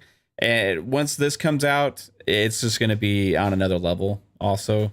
I did see that they were refunding people because of the amount of time that it's taking for the expansion. Actually, they're refunding people for the last gen consoles because this is current gen only. Ooh, that's why they're doing it. Gen. Okay, so people that bought the bigger edition, especially with the limited edition console that they had for the Xbox One, that came with the DLC included. So they're refunding those people because they are dropping current gen, which is also music to my ears. Fantastic. They should have done that originally, but that's spilled milk at this point. So they're doing it now. Yeah. So that's why they're refunding. Yeah, I'm happy that they're getting back on track and there's some hype and excitement coming back around this game. Obviously, the damage that was done at launch can never really you can't go back in time and fix that, right? You can't go back in time and do and repair the damage that was done, but you can still put your best foot forward and do the right things and come out with great content and make it the best thing you can going forward. And I think that that's grabbing some people's respect back a little bit for CD Projekt Red, which they desperately needed. There's a lot of hype now, which is good. And I'm thinking there's going to be some other announcements they have as well that are going to be, I don't know when they're going to make these announcements, but they've already said that they are didn't they already say they're working on something else as well behind the scenes? Well, they're working on New Witcher, right? They're working on they didn't say like 100% when, but they just said they are starting to work on that, right? So whenever that happens and they actually come out and have like a trailer for that and you know, everything's gonna be forgotten because to a lot of people Witcher 3 was the game of the generation last gen, right? For me it was Red Dead 2, and a lot of people I hear say it was either Witcher 3 or Red Dead 2, right? And that game Witcher 3, like, it still holds up, and they're also still gonna release that next gen update for that this year. They're still saying this year too, which is going to be amazing. So thing after thing is a positive for CD Projekt Red right now. So as long as they don't screw up in any kind of ways, I think that company is just on the incline again, which is great to see. Yep, exactly. I agree. Psycho, what'd you think of this, man? I know you probably watched it. What'd you think of the trailer and get you excited to jump back into Cyberpunk? Yeah, I mean, yeah. Oh, I saw when they were like, we have an announcement to make in a couple days. I posted that in our tweet and our all over Twitter and in our chat, and I was like, I was excited. I don't care what people said. I liked the Cyberpunk 2077 on Series X. It was fine. We didn't have the issues that a lot of people were having on last gen consoles. That was the issue, and that's where everyone was like this big hoopla. Personally, I see they should not have brought the last gen console version out. They should have still worked on it and say it's still going to come out, but you know, the Series X PS5 version is ready. Or would you well, technically it wasn't the next gen patch, so but it was ready to a point. But holy crap, loved it. Saw this trailer, I was like, oh my fucking god, I'm sold again. And they're talking about the anime that's coming out. Yes. And I was like, holy shit. Yep. This is, so now we've got the positive with the new Phantom Liberty, now with the anime, and then possibly, you know, that keeping up on the Cyberpunk. I don't know if I know they said it's the last DLC, but if this explodes and it does well, because it's only on next gen or this gen console, no longer last gen, and it is on PC. If this explodes, and I really hope that it does, Yeah. possibly we could see them maybe looking into like, all right, maybe we need to, keep expanding on this. Let separate the team, that we'll have this many people work on this, and the rest of the team start working on the Witcher 4 or whatever they're working on, and it'd be great, because I would love to see more DLC in Cyberpunk. I mean, that game was it was fun, and I played it, and I got to a point and I was like, you know what, I started getting a little bit of glitchiness, and I was like, let me wait till that next gen patch. That next gen patch, I was like, holy, it was gorgeous, it was smooth, and I was like, if you have not played Cyberpunk, you need to play Cyberpunk right now on Series X or PS5. It was just a beautiful game, and I can't wait. And I just hope that they still implement these next gen features, that these consoles are capable of, and they still implement them and still update them, because I don't know if they have used FSR yet, if they're using a VRS. Tier 1, Tier 2 is already out, so possibly getting resources from that and just make the game even running smoother, higher fidelity, at a higher frame rate, and possibly throwing in ray tracing with a higher resolution, and the game will just really pop because with ray tracing, that game, how it is when it rains, is just so, with all the neon lights, it's just beautiful. Just so beautiful. I love the day and age now that we get these updates as technology improves in the middle of a console cycle, right? Like Biomutant as well just did that, right? With a current gen update I forgot as well. to mention that I tried that. Yes, and you thought it was great, right? So the day of games being broken at launch and always being broken, or very intermittent or just minor patches, is gone. You've seen major transformations of games within a short time span. Not to say that it's an excuse for them launching in that condition whatsoever. Nope. They should never do that. However, now it's at least to the point where the game is not doomed forever because of a horrible decision that a company has made, right? If they do right at the end of the day, later on, you can earn that consumer back, and you can create something that lasts. And we've seen it from multiple developers and publishers now, that I don't think they should use that as an excuse, to launch when they do in the condition that they do whatsoever. But I do like when games like a Biomutant necessarily weren't criticized for any reason, with quality or anything like that, but now you got to update because they were able to get it out there, right? And then you got other games that are doing that all the time, games that people aren't complaining about the condition of whatsoever, getting free stuff, we're going to see it with The Witcher 3 again, free update. If you own the game, a complete current gen version of the game that was, to a lot of people, the game of the generation. And, there's many examples of that now. And that's one of my favorite things, actually, in this generation. You've seen bad games become good, and you've seen great games get even better. Right? So, absolutely awesome. Rockstar would believe in that. Red Dead Redemption 2 should have a current gen patch. Oh my God, please. The one thing, 2K, with all the shit that you're doing with GTA, everything you do, put the same amount of effort into Red Dead Redemption, because it is, honestly, it's the better game. And it wouldn't take that much to do. God, it already looks beautiful. Just give us 60 frames, for God's sake. That's so, it's not like you have to spend like billions of dollars and years on this. Like, just the issue is they want to sell it to you. They want to sell it to us, right? And they want to figure out how to make as much money off of it as possible, because that's the old way of doing things. They already did it with GTA 5 again, right? Even though I will say that for that, it was at $20 around launch or whatever. That, and for my personal opinion, if you have like, that's worth it, because that game is absolutely astounding, and $20 is not wasn't a crazy asking price for that, right? For me, right? So, but you don't go and resell a game at $70, like, you know what I mean? Now, when you're doing those same kind of improvements, pretty much.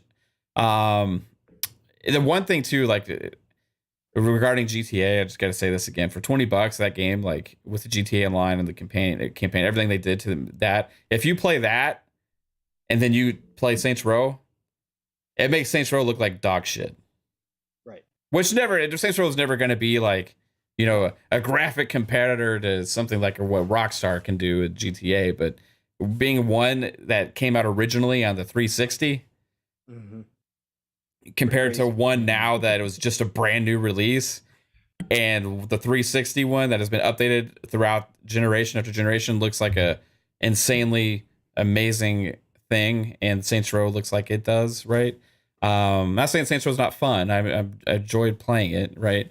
But wow, it's crazy. It shows the talent of Rockstar as well. Yeah. We can't wait till we get some new stuff from them, man. It's been way too damn long for a new Rockstar game. And this was asked. Somebody asked me a question during a show, a podcast, like, "What's the best developer out there?" Right, and I had to really think about it. And I thought of some of the best games I've ever played and the biggest, most crazy experiences I've ever played, and I went to Rockstar. You know, like Red Dead Redemption 2 is my game of the generation. What they did with GTA 5, what they did with GTA 4, and all those other GTAs before it, Red Dead Redemption 1.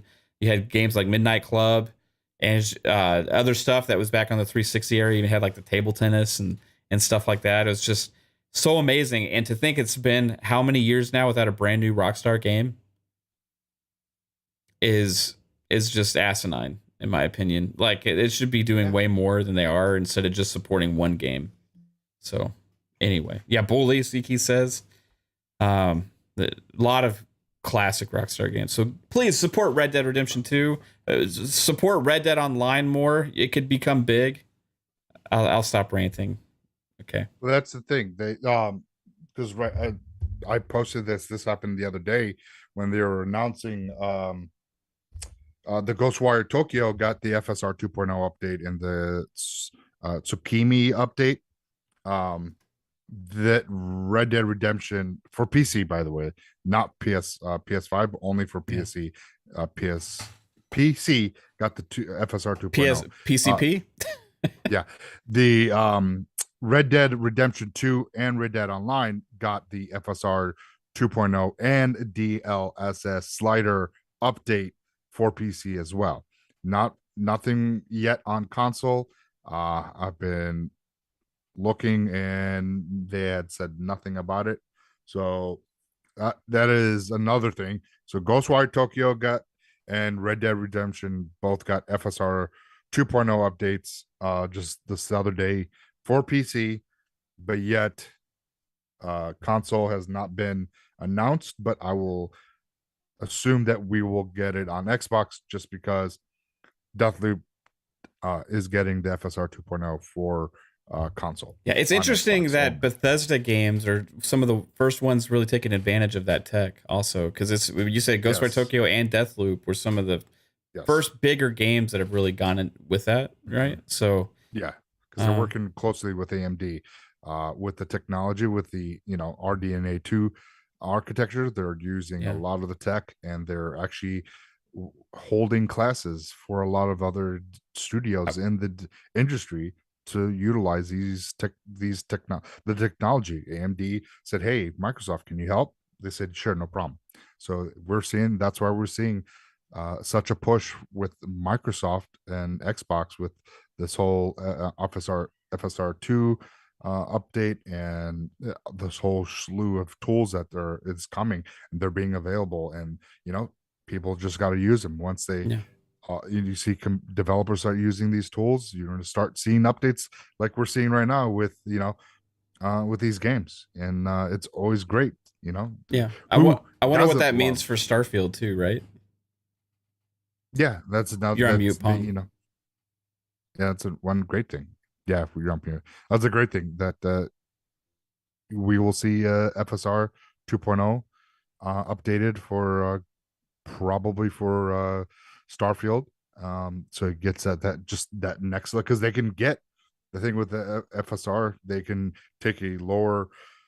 They're able to give you native resolution at a lower cost. So when the hardware is rendering, it's thinking it's only at a certain resolution, but it's actually projecting a native 4K resolution. So your eyes can't tell the difference at all. Right. And that's why we see Digital Foundry like kind of like how is, Playground doing this with Forza Motorsports. That's the thing that is happening. So, we're going to see a lot more of that. Yeah. If there's one thing that my man, God Howard, I don't agree with is his 30 frames. Yeah. And so I don't care what Phil has to threaten the friendship. He has to threaten the friendship, but he better get Todd to give in on some of this new tech and get Starfield running as crisply at as many frames as possible on these consoles. I'll play that game at 700p if that's what it takes to get 60 frames. I do not want 30 frames, please. These open world games like this, man, they're on another level when they start hitting that 60 frames. It's not cinematic, Todd. It's not. No. Okay. It's annoying. Okay. I can play them. I can still go back and play them, but no, not on a brand new title, not on a brand new IP. No, that's not going to happen anymore. So, great talk, gentlemen. OCD Gamer dropping in here. Niko Hunt dropping in here as well. Great to see you guys. Who else dropped in here? Mike Lowry dropping in the chat as well. Good to see you, brother. Thanks for hanging out with us. Everybody in here right now. We appreciate all of you. Joe Mo Money. Great to see you as well. But yeah, no, we appreciate you all dropping in and checking us out. Sappho, great to see you as well. So I'll just wrap up Cyberpunk real quick here. Edge Runners is coming this month. I believe it's next week. Is it next week? I think it's next week. Netflix, they are going to have a special Twitch showing where you get to see the first 3 episodes. They're going to do a live stream of it, and you can actually co-stream it coming up as well next week. But Edge Runners looks freaking ridiculously good. It's done by Trigger, who are famous in the anime world. All of you anime heads out there that are looking forward to this. This is actually, I don't watch a whole lot of new anime. I'm a classic anime guy. I grew up on Robotech, obviously. I grew up on, Akira, Ghost in the Shell. This anime has some new anime in there, but it reminds me aesthetically a lot of the older stuff. That's why I'm so excited for it. And they did confirm that the anime is actually going to be canon. So they are going to have characters from Cyberpunk 2077 make appearances in Edge Runners. So looking forward to it. I can't wait for it. And like Psycho was saying, hopefully this brings back a resurgence. I saw Calorie bring up a good point. It's going to be tough with that expansion launching in 2023 with everything else that we have coming. It's going to be up to those of us that really love Cyberpunk to keep pushing it. And I think it's going to be one of those games that by the end of this generation, everybody has had to play if they don't absolutely just hate it or call it trash, because that's the hate train. But it's going to take us who play it and love it to keep going. People, if you haven't played Cyberpunk yet, you got kind of a dead spot. You don't have a whole lot to play Cyberpunk. Please go back and play it. It's well worth it. And hopefully that keeps the momentum going. And hopefully that CD Projekt Red is not lying and they do want to continue the Cyberpunk world, because I think it is the start of something special. And let's not forget, folks, a lot of the problems they had was because of the Red engine that they use, the proprietary engine that they use. Just it did some amazing things, and it looks really gorgeous, especially on PC and on my Xbox Series console. It looks gorgeous, but they've abandoned the Red engine. They are now moving to Unreal 5 to streamline their dev process. So The Witcher 4 is going to be on Unreal 5. So we're going to see what kind of magic CD Projekt Red can do with Unreal. It's going to be pretty cool as they transition over to that as well. All right. Got a couple more topics. We're 2 hours in. Psycho, you good on time, brother? Yes, he is. Yeah. He is. Okay. All right. Thanks, Dad. Yeah. I'm just kidding. All right, so let's hop into a couple more here. Assassin's Creed. Listen. Rumors flying everywhere. We've got the showcase coming up on Saturday, which Mav will be co-streaming live right here. I will be wrapping up, obviously living split screen. Me and Steele will make sure to get everybody out of there on time this week so that you guys can all enjoy the Ubisoft Forward event where they're going to talk a lot of Assassin's Creed. It is the anniversary. And they've got big plans. And we found out more of those plans today. I'll probably be hopping on with Mav depending on what I got going on that afternoon. Maybe if Mav will have me, because I'm excited. And I know I got 2 Assassin's Creed fans here with me as well. So listen, Mav, we had been hearing all of these rumors coming out. We knew about Mirage, right, and Basim, and that he was going to Iraq, and it was going to be much more a smaller scale. They were going back to the original Assassin's Creeds and that kind of stuff. And it's right up our alley. We also found out that there's a rumor potentially that they're remaking Assassin's Creed 1 and going to include it in DLC for Mirage. So we know for sure we're going to see that there at the Ubisoft Forward. But we also found out this week, Mav, they've got a couple more. Yes, that's right.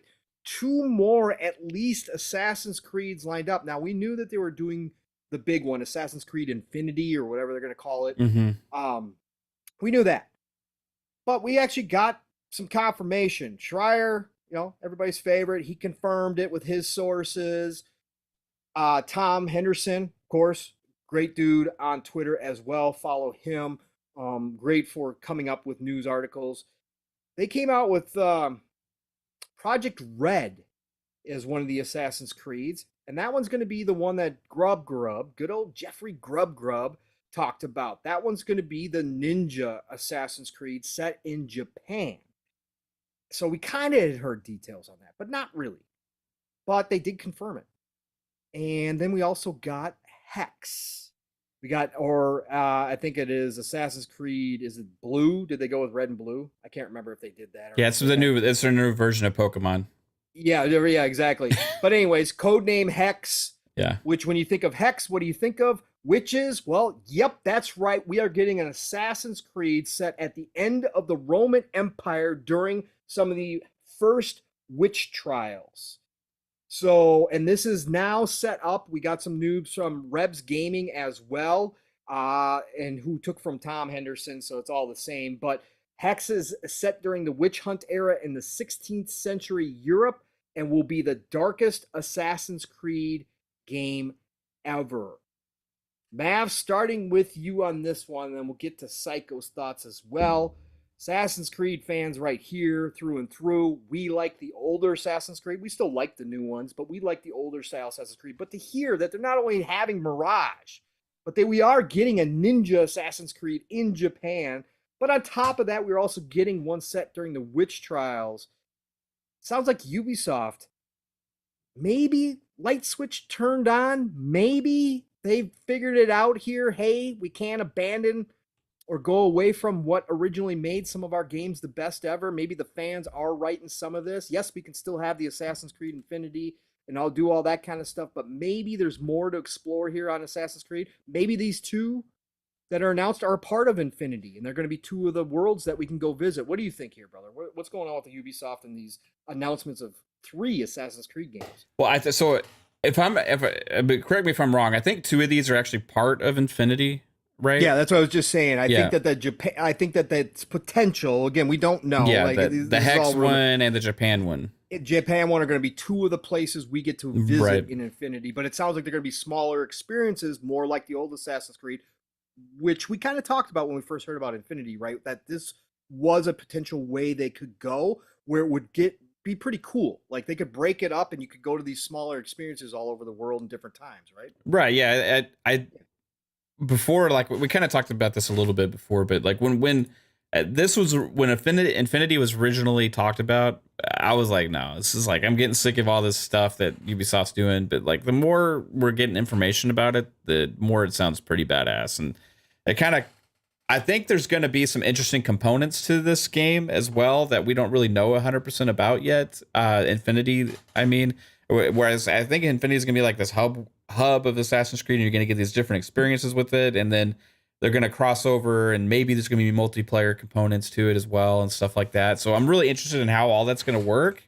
But regardless, it sounds like they're doing really cool, new, interesting things with Assassin's Creed instead of just piggybacking off the same formula they've been using since Origins, so this is almost, it feels like it's going to be a new era, right? Whereas beforehand with the 360 days and stuff like that, you had your Assassin's Creed 1, 2, 3 and stuff, and really established that as a genre and a style of game that really people like me and you love, right? That traditional Assassin's Creed. I think we talked about this with you, Psycho, too, as well. I think you like those old school ones, right? Or are you more of a fan of the newer stuff? No, I love the first one.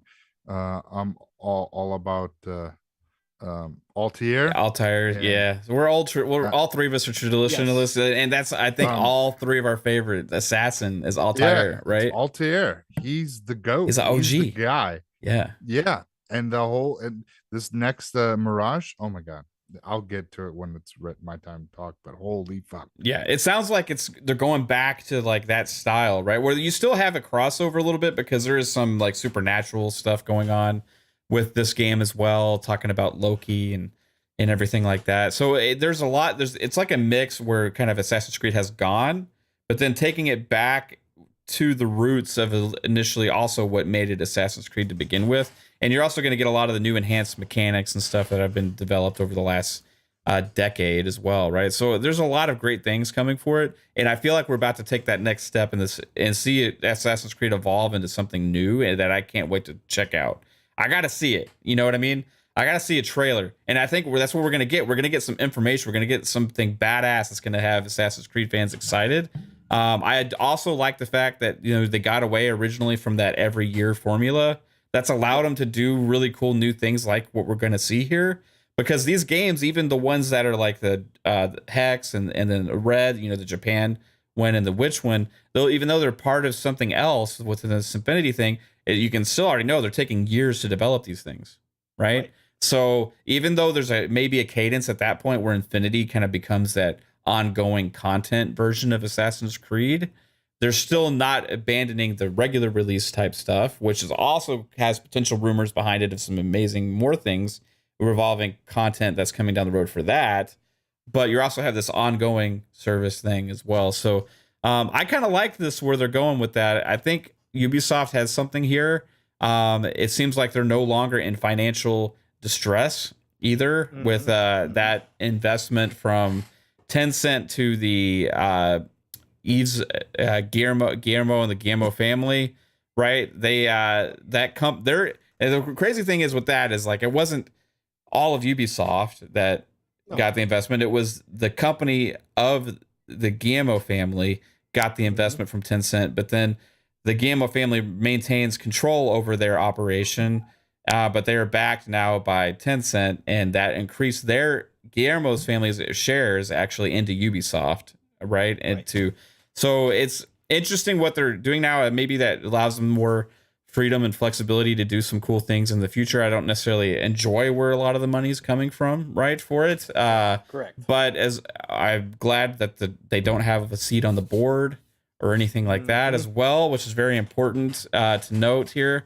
So Assassin's Creed's future, man, looks bright. I mean, I'm hoping it opens avenues for these other franchises and other games, and they can get back to being the Ubisoft we know and love, right? There's also potentially another exciting announcement at the show where there was somebody spotted Heartland was showed up on a website, I believe, and then was taken back down, which is the Division Battle Royale type game, free to play, which there's been positive feedback from that with the insider test as opposed to some of the other projects that they had. So maybe that's the one they decided to push forward with and release sooner than later.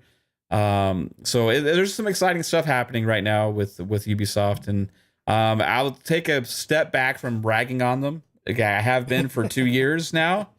and wait to see what this show is. And like Pong said, we're going to be co-streaming this on Saturdays. So if you are excited about this show, which is going to be more than just Assassin's Creed, there's also going to have Rayman and Rayman, Super Mario Rayman, Sparks of Hope, I think is the name of it. It's the Tactics Mario Rayman game, a sequel to that coming out for Nintendo. And then they also had something else they said that was going to be there for sure. Can't remember what it was. It was on the website for the Ubisoft Forward. I don't remember. But it's gonna be a good show, so I'm pumped for that, dude. What about you, Psycho? Great show. Yeah, Psycho. What do you think? Hey, first of all, Biggie Butters. Yes, they already confirmed that they're working on Splinter Cell. Mav and I did a 2-hour show right here on PM in the PM about Splinter Cell. When was that, Mav? Was that end of last year or beginning of this year? I don't remember. I think it was early this year. I think early this year, Biggie. But yeah, they really exciting things that they said. We got to hold them true to what they said now. But if there's what they said is any indication, it's headed in the right direction for that. It's headed in the real good direction. Yeah. So, Psycho Ace, a bunch of Assassin's Creed stuff, man. Go for it. What's got you hyped here, man? Oh yeah. So going back, loving the first Assassin's Creed, because I love the whole stealth aspect of Assassin's Creed. That's the whole stalk and shadow kill. Altair. That whole story is great. Yeah, some of the fetch missions and that was kind of like, but if the rumors are going to be true and they are making a remake, and they keep the essence of what the original Assassin's Creed with Altair is, but changing some of the aspect where we're not doing a lot of those fetch missions and the adding other elements. It's just going to be fantastic. It's going to be, I love it. And Mirage with the whole, is it Balsam? I think that's his name. Yeah.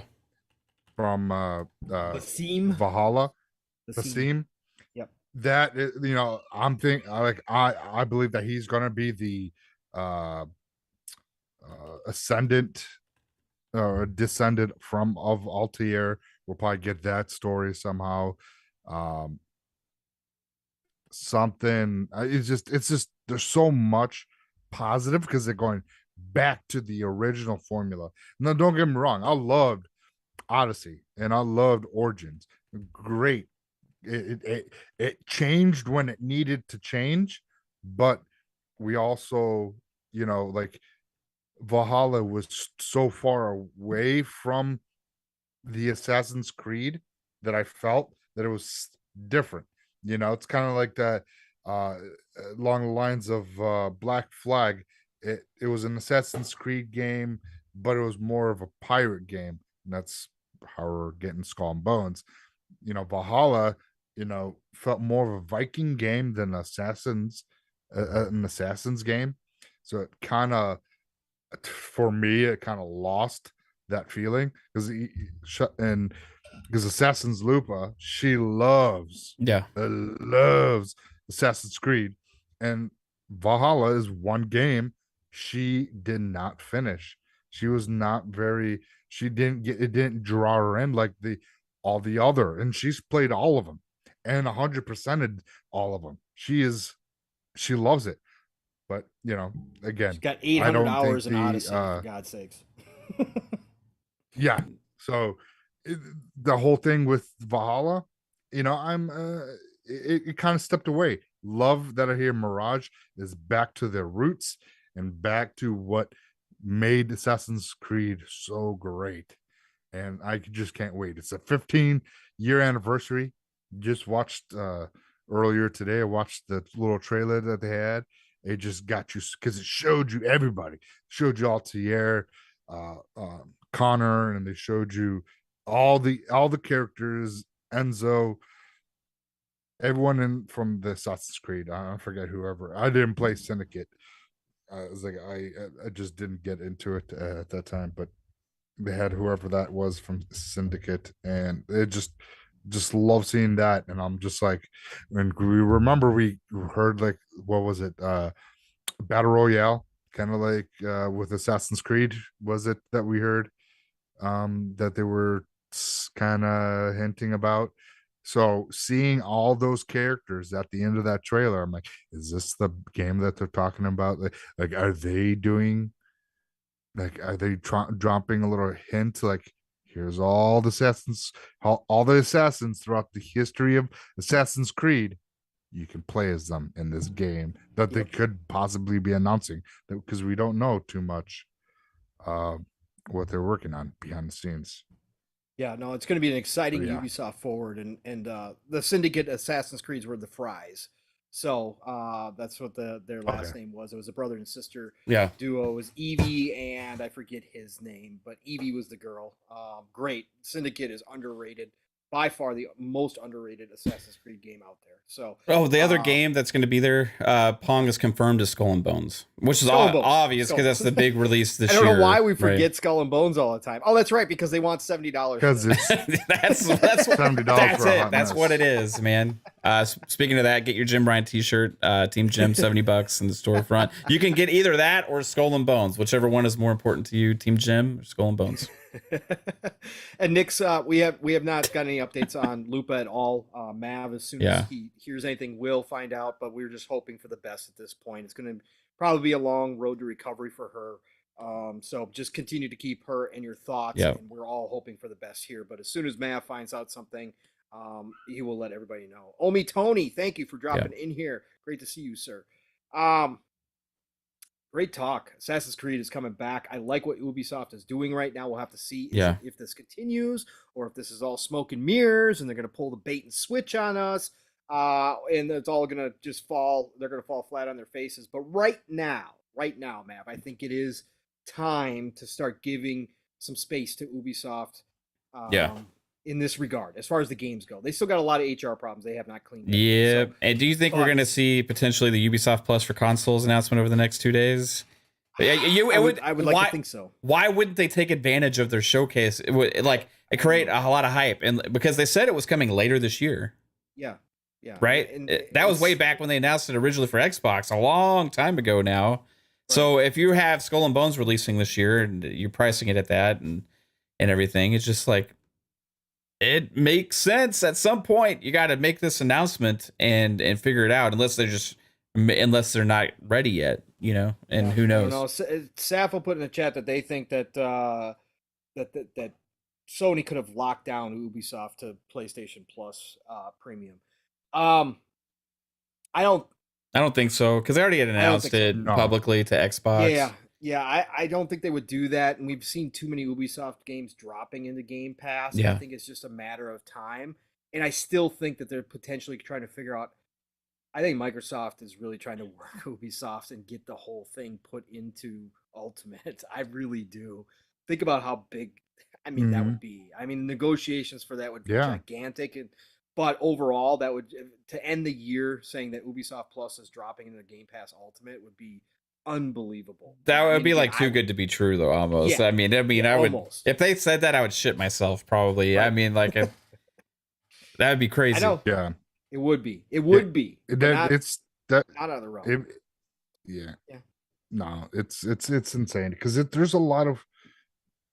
There's too much smoke with they said that it's coming out, but also we're going through the whole ABK deal, so they don't want to be announcing into Game Pass, and then they're gonna be like, see, look, they're buying up all the so I think they're like, all right, let's keep this little, we'll talk about it when it's ready, like this Ubisoft Forward, we could hear it, but it's just they don't want too much eyes on what like doing that, because they just don't want to be like, because Sony's saying is that they're buying up everything, and you see Ubisoft Plus, the entire thing is in there with no additional cost, if that's what they decide to do, which I think it's gonna be like a $5 increase possibly for an Ubisoft Plus. Mav's on the $10. I think we'll see like a deal with Game Pass perks. You know what I mean? Like a 3 months for discount or whatever, and then I think it'll probably be $15 after that. Or unless they come out with a middle ground and do like a $10 if you're a Game Pass Ultimate subscriber or something like that. I think I would love it though, man. If I mean, that's an aggressive move, and I think it would take a lot of money from Microsoft to make that happen. A big amount of the chump change coming from the service, but they could be ultra aggressive and really believe in what Ubisoft's doing and make that move. It would just be as shocking to me as Activision Blizzard acquisition, which none of us had saw that coming, right? None of us saw the Bethesda ZeniMax acquisition. For Xbox, making a deal like that, if you were to actually be able to get it into Game Pass Ultimate with such a small even price, like if it's only like $5 extra, that's almost the same to the Game Pass ecosystem as if Microsoft acquired Ubisoft, right? Because for the benefit to the consumer on our end is the same. You know what I mean? So when we're looking at it, like, okay, those are in the Game Pass, those are in blah, blah, blah, blah, blah. Oh, all right, sweet, you know? And the next step after that is EA. EA at some point has got to do their EA Play Plus on consoles, I think. Right now it's just regular EA Play. But, you know, they have their own subscription service that puts those games out day one. I'm shocked that hasn't already happened on console, and I think that's part of a long-term negotiation thing probably that's going on there as well. Where people don't necessarily, I think these publishers are trying to see, can we have a big subscription growth on our own, or are we going to have to potentially partner with somebody and become part of their system? And I think they're all testing the waters and trying to see what their value is, and before they actually make those decisions. I think that's what's been going on this past several months. But they had determined that they are doing it. We just don't know the details yet, so we just got to figure that out. And I just don't know if they are to the point where you're ready to announce something, or you know what the deal is. If it's happening this year, this is the time to do it. That's the time to make the announcement, because you're going to have a lot of hype. Everybody's going to be talking about all your Assassin's Creed stuff. Everybody's going to be talking about Skull and Bones, because they're going to probably spend a lot of time on that. And if you spend a lot of time on these things and you don't come out and say, well, and you can subscribe to Ubisoft Plus and get it day one on consoles with all the content and everything, then that's a big missed opportunity, in my opinion. Huge missed opportunity. Yeah, for sure. Yeah, 100%. No, whatever happens this Saturday though, it's going to be fun. It is definitely going to be. Again, you never know what you're going to get from Ubisoft, but the way that they're building this up right now with the Assassin's Creed stuff and everything else they're going to show there, and possibly Heartland as well, which we're all Division fans here, so you know we're taking a wait and see with Heartland. We just hoping for the best, but it's going to be a great show. So everybody tune into that on Saturday. Nice. Got one final topic here, boys. Battlefield, big news today. And again, if you're all sick and tired of us talking about Battlefield on this channel, well, guess what? We're not. Again, I said we're going to be the cappers for Battlefield, but I think that this news at least points the franchise in a new direction, in a right direction, and it's got some exciting stuff to it. So for anybody who did not hear, Battlefield announced today the formation, the official formation of Ridgeline Studios, based out of Seattle, Washington, and they are going to be working on the next campaign. That's right, you heard it, folks. A lot of people out there were upset that there was no campaign attached to Battlefield 2042. Sounds like now that Zampella's got total control over the Battlefield franchise, he's moving forward and said, yeah, guess what? We're going to do a campaign. So, Ridgeline Studios, I'm going to read this. This is from the official Battlefield website on EA.com. And this is an update from Byron Beede or Beede. I don't remember how to pronounce his name. This is the future of Battlefield. So Battlefield fans, 20 years ago on September 10th, September 10th, 2002, DICE and EA released Battlefield 1942, ushering in a new kind of first-person shooter, one that allowed you to partake in massive battles set in a World War II themed sandbox that encouraged creativity and led to spectacles that we all know as only in Battlefield moments. Since that time, we have explored many eras and theaters of war, from the trenches of the First World War to the jungles of Vietnam, the tactical warfare of modern combat, and even glimpses of the world of tomorrow. And you've been with us all the way. We could not have created these games without your support and input. Your feedback has been instrumental In evolving Battlefield 2042, the team has been hard at work and has made strides in pushing 2042 closer to our ambitions. With the launch of Season 2, we're proud of the work we've done on the game and are committed to continuing to support it. We'll keep listening to your thoughts and we'll use those to continue to evolve Battlefield 2042, as well as to act as learnings for our new experiences that are in pre-production. As we approach our 20th anniversary, we'd like to share the future of the franchise and be clear with you on our vision. We're all in on Battlefield. We are committed, okay, Satya, we are committed to unlocking its potential as one of the best first-person shooter franchises in the world. To make that vision a reality, we've launched a global effort coordinating multiple studios under a leadership team of industry veterans to build a connected Battlefield universe. I'm excited to be working with Vince Zampella again, alongside the rest of our leadership team, Rebecca Kutas at DICE, Christian Grass at Ripple Effect Studios, and Alex Serapian at Industrial Toys. We are hard at work with our world-class studios to grow Battlefield into an incredible first-person shooter series. Many of you know that Marcus Leto, that's right, the Marcus Leto, for all you Halo fans out there, you know who he is. He calls himself the dad of Master Chief. Okay, he's one of the original co-creators. Marcus Leto joined the team earlier in the year. Today we announced the name of his new Seattle-based studio, Ridgeline Games. Marcus will bring his long legacy of creating fascinating worlds and gripping narratives to Battlefield. Backed by a world-class team, he'll be leading the charge to develop a narrative campaign set in the Battlefield universe that will engage fans in new and exciting ways while remaining true to the classic elements of the series. DICE is a multiplayer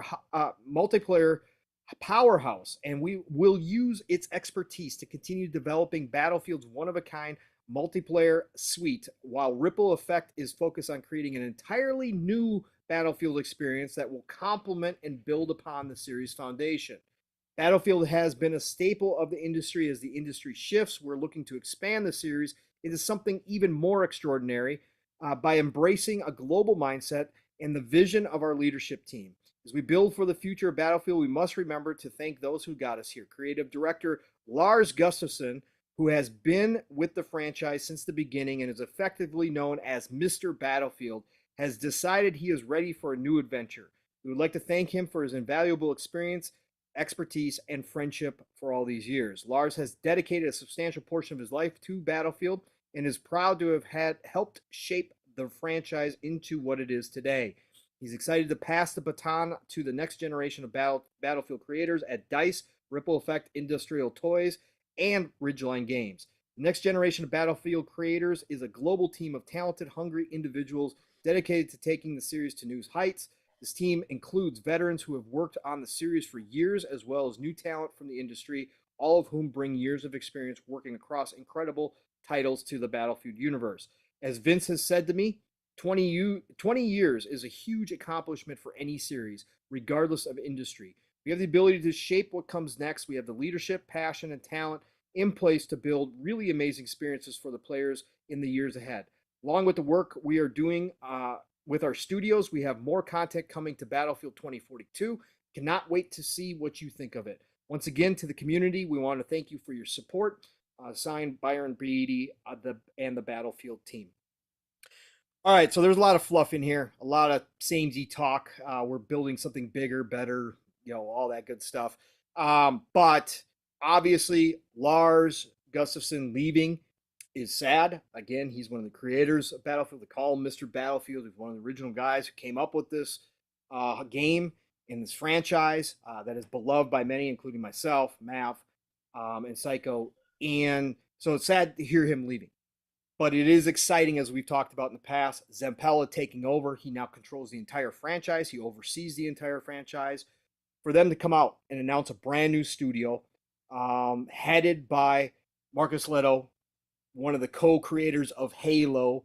Obviously, that's nothing small. It's nothing to shake your head at. That's something big to bring him in with his experience to start a new studio that's going to create a campaign for Battlefield going forward. And it sounds like they have some big, gigantic plans here. And to talk about the other studio, as we already knew, Ripple had started on the next version of Battlefield while they continue to support 2042. And again, Mav and I on this show, we kind of laughed at it when they came out and said that they were supporting 2042. We thought they had abandoned it, except for a skeleton crew. By everything we're seeing in 2042, as we've talked about, they're not abandoning it. They're actually making it as good as it possibly can be, and they've done wonders already. So, Psycho, I know you haven't picked up 2042 yet. You held off. You played the beta. You obviously were experiencing huge problems. You were like, nah, nah, I'm not gonna do Battlefield. I'm not doing this. So you've been holding off. Mav and I have been peer pressuring you a little bit. You've been watching the stream. You've been in the chats with us while we're streaming. You've heard how good, from us playing it sounds and all that kind of stuff. But as an older Battlefield fan, as somebody who grew up with Battlefield just like we all did, and liked it or loved it, depending on how you look at it, to hear them now saying, look, starting over, we're bringing in Marcus Leto, we're going to start making a campaign, which a lot of people were upset about not having a campaign. What do you think, man? Fresh start. Think that Marcus Leto and this new Ridgeline Games can do something with Battlefield to bring it back? Is there a chance that we have a resurgence in Battlefield during this generation? I mean, 2042 might still be okay at the end of it, but do you think during this generation we got a chance here for something special out of Battlefield again? What do you think, man? Oh, 100%. When you bring in a fresh set of eyes, when you bring in a fresh someone that's been in the industry making phenomenal first-person shooters like Leto. So you bring him in and you create this new studio that is working on the campaign. Because so you got, I'm guessing that the DICE is still doing the multiplayer, and then they're going to have Ridgeline Games doing the campaign, which now allows the game to be, you're going to focus on the campaign, another focus on multiplayer to give the best experience for both. And who the hell knows, they might like it, they might like campaign so much that, like, holy shit, Ridgeline just needs to just take over. And if it's that well done, and just let them do their magic, if they knock it out of the park. But that's one thing during the 2042 announcement trailer was awesome. It was that the lack of campaign. Yes, we know other Battlefields did not have campaigns, and we knew that, so it wasn't like a huge deal breaker for a lot of the old school guys. But for others that are not used to a game that without campaign, they did not like it, and they just never gave it a chance. I mean, yes, it was pretty bad playing that beta, but now watching you guys, they have addressed a lot of the issues, and it definitely is something that I am putting on my radar to find, pick up, either digitally when a sale digitally, but if I can't find nothing, then a physical copy. It'll be my second physical copy of this generation if I do decide to get one. And but it definitely, it's interesting. I like their addressing, hey, we know you wanted campaign, so here we are, and you're bringing a great person from the industry online on board to bring, and with this new studio that could really change and just bring fresh air and to Battlefield, where people might say, I'm never touching it again. Yep. Might now look at it and make, okay, let's see what this is, and they'll maybe come back to it one more time, and then if it one more chance. Exactly. That's what it is. I mean, when you love an IP so much, it's so great, like Battlefield, Halo, Call of Duty, when you got games like that are like that, you don't want it to be the end of it. You want it to survive and get, but when didn't do so well. People were like, "No, man, I'm done with this." So Yeah. No, you bring up great points as far as fresh faces, fresh set of eyes coming in with new ideas, and to have somebody with the experience of a Leto taking over the campaign side of things and kind of being able to mhm. put his unique, obviously heavily creative. I mean, again, you don't be a co-creator of Halo and not be a creative like that. That defined the industry, right? That was a game Yes, changing moment in the industry when they came out with Halo. So to bring on somebody with like that lends a lot of credibility to that studio instantaneously without them doing anything. yes, Instantaneously, hmm you're going to get something good or at least potentially something great out of that studio, which in its own way starts to build that hype back up for the old fans. That's what you need right now because Battlefield is yeah, down. There's no doubt about it.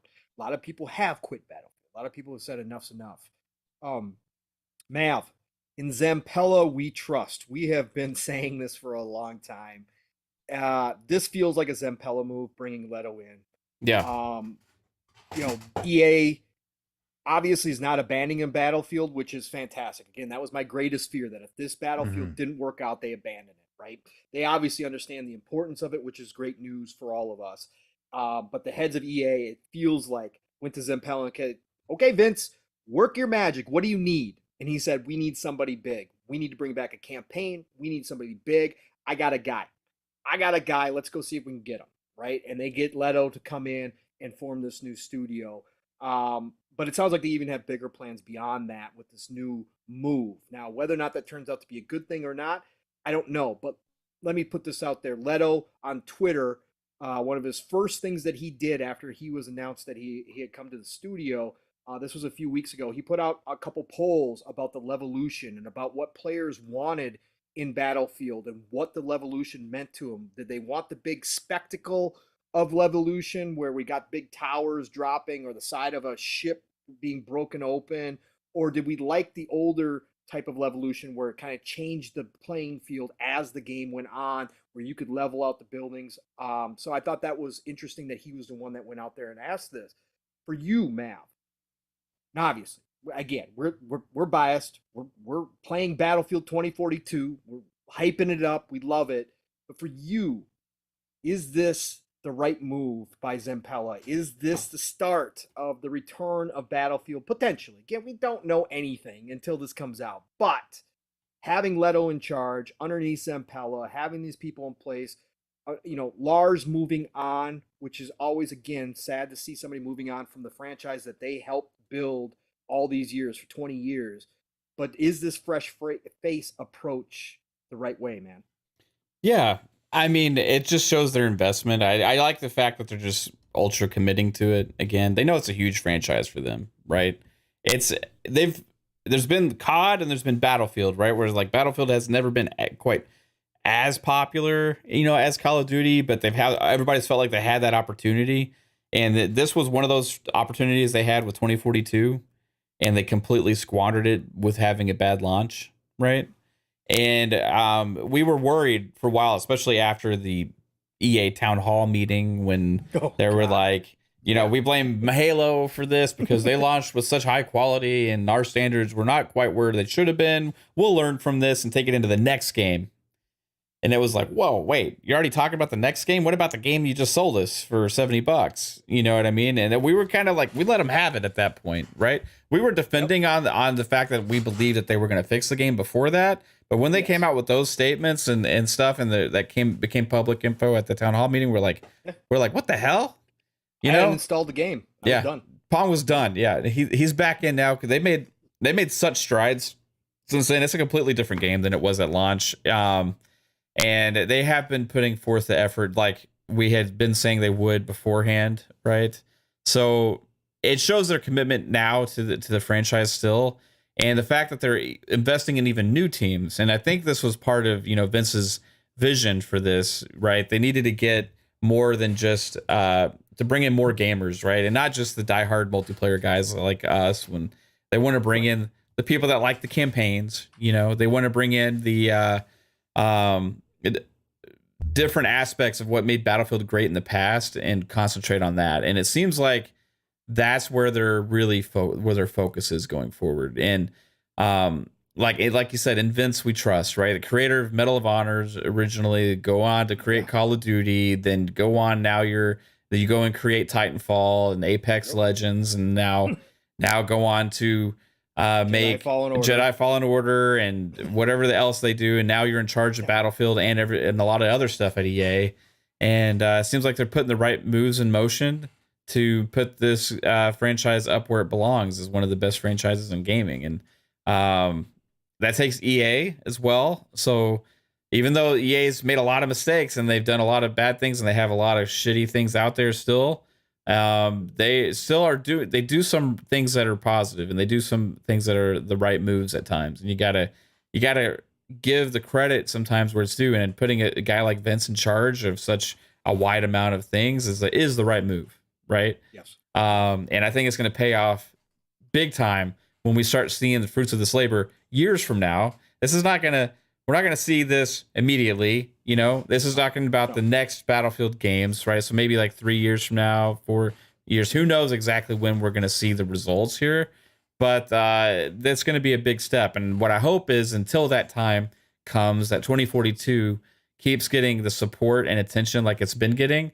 because this season 2 update was great. They already got plans for season 3 coming later this year. They got new updates already, also with tweaking the mechanics of the game and how the levelings, or how the specialists work and all that kind of stuff goes. And they keep making improvements. And after launch support for that game so far has been really positive and really good. And if they keep that going for years to come until this next Battlefield stuff comes out, hey, that's going to be a freaking amazing, dude. So I'm glad they took that direction and did. Dude, as far as not only like I think there's 4 studios now. It's like DICE. There's Ripple Effect, which was Vince's. That used to be DICE LA. They changed the name to Ripple Effect, and they're also working on another project, I believe, that Vince Zampella is heading up that they have not announced yet. Then they also have some toy. It's called something toys. It's industrial toys. Industrial toys, right? I think they're support studio kind of for Battlefield more than likely. I don't really know what they do, but then now you have Ridgeline as well, right? With not just like, hey, we're just gonna put together this little team. They put it together as like, this is like all stars that are behind this, with Marcus Leto heading it up. And again, you know, when you're looking to kind of invest in the lore and a story, you know, to go with somebody that helped shape Halo, one of the richest out there, you know, it's making some of the right moves. So absolutely love it, dude. Shout out to Lemon 108 Dragons TV with $2 super chat. Appreciate you, brother. He says, stay awesome, guys. Always great to hear your opinions. You too, man. No, sir. You stay awesome, brother. Lemon. Facts. Let's go. All right. Game Pass. All right. For anybody who doesn't know, let's put out a great Game Pass advertisement. Yeah, no, I think this is a great move. Listen, Vince, Marcus, listen to me, guys. Listen, I'll make this easy once again for you. I know you're going to have a lot of fantastic ideas, and I'm not discounting or discrediting any of those great ideas you have for Battlefield. But this first go at a new campaign, all you have to do is name it Bad Company. That's all you have to do is name it Bad Company. Bring it back. Bring it back. People will be off the charts. Bring back the humor. Bring back the great characters. Just bring back Bad Company. And then from there, do whatever you want to. But just give us one more Bad Company, please. One more. Yeah. It'll be. Do you remember Bad Company? You're towards the end, you're like approaching like the mansion or whatever it was, you know, and like you got to storm that thing and take it over. And it's just chaos everywhere, dude. I mean, utter craziness, and you just demolish everything in your sight in order to accomplish your goals. And then the multiplayer, you, like you said, with the Levolution, you weren't trying to take down a tower to make the map change. You were destroying every freaking building there is to get rid of the cover that people were behind. It was insanity. I loved it. You had mortar strikes coming from the sky, sniper. I mean, oh god, it was collapsing around you. You'd find that one little crevice in the rubble. People would find their little sniper spots, and you'd have to go find. Oh my god, it was just amazing. Like I said, the beginning to the end of the match were 2 completely different games Yeah. by the time the match was over with, by the time all the buildings were, it was crazy. Oh, yeah. I want that back. I want that back. Mm-hmm. Changed everything. Wow, brothers. 3 hours almost. We put in one hell of a show. One hell of a show. Either one of you got any other topics you want to touch on before we get everybody out of here? No. You good? I want to play Okay. some games. Yeah, I know you do. And I got to go eat and go to bed. Yay. All right. I This don't has have been I don't have anything else. okay, good. This has been one heck of a show. And appreciate everybody for coming out. Again, over 100 people tonight. Absolutely love you guys. Again, Fun Speculations growth has been incredible. But to see the regulars coming out every Thursday night and joining myself and Mav, and if we have a guest like Psychonauts, it's just been it's just awesome. From the bottom of my heart, thank you all for being here and joining us. But brother from another, Psychonauts, man, listen, I know you're taking a small break. I know you got to take care of some real life stuff and do that thing. And we wanted to wish you well on that and can't wait to get you back. I'm going to miss you. I know you'll still be around. I'll probably talk to you sometime. But it was awesome to have you on PM in the PM finally and to get your thoughts on everything that's going on. It's been crazy weeks of news here, and this week was no different. And you brought it. Gave us good opinions on everything that we had going on this week as well. But thank you for being here, brother. And tell everybody where they can find you and what you got going on and when we'll see you back. Yes. Again, thank you for having me on there, guys. Chat, always loving the energy that you guys bring. It's fantastic. Like Pong saying, you guys can find me everywhere on social media at Psychonauts8. You can find me here on the Fun Speculation channel on Mondays with FSP with Fuzzy and 3-Bit when he can, and Jasper and Mav, of course. And you can find me Fridays on Xbox Ultimate with the entire crew, plus some guests, I believe. We have some lined up, I believe. I'm not sure. We'll see. But yeah, I'll be back taking care of some business with family, and should be back towards the end of September. And yeah, so thank you guys, and can't wait. And and I'm gonna miss all the fucking news that is gonna be dropping. I'm gonna be sitting. You're gonna have a phone, so you won't miss the news, but I'll be in North Carolina, sitting and being freaking out like, oh my god, did you fucking guys see this? Watch the ABK deal goes through while Psycho's on vacation. Oh my god, yeah. Oh my god. And dude. when he gets back, he'll post on our Twitters. Did you guys see that the ABK deal went through? Yeah. Did you see Call of Duty's coming to Game Pass? Call of Duty's gonna be there at Game Pass, guys. Did you see that? Yeah, we saw it like 2 weeks ago. Man, it's great. Love you, Psycho. Great for you. Good for you though, Psycho. I hope you know Yes. whatever you're doing, man. I don't know if it's serious or if you're just taking a break, whatever the deal is, man. I hope everything goes well, and I hope you have a great time, and I can't wait to get you back, man. So yeah, I'm moving family, so yeah, okay, all right. Well, yeah, I hope the move goes family, well. so. And smooth, and again, can't wait to have you back, man. But thank you again for joining us. It was awesome, man, to have you here and joining me and Mav. Thanks for having me. Yeah, absolutely, brother, absolutely. Mav, another Thursday night, PM in the PM, episode 41 in the books. Yeah, and it was one hell of a show. Again, news. Again, the gaming gods are just blessing us week after week. We don't have to write. We don't have to come up with some creative topics or anything like that. It just writes itself now. Mav, tell everybody what you got going on for the rest of the week here into the weekend. Obviously you hinted at it. You're going to be co-streaming Ubisoft Forward. We got Xbox Ultimate, but tell everybody what's going on, man.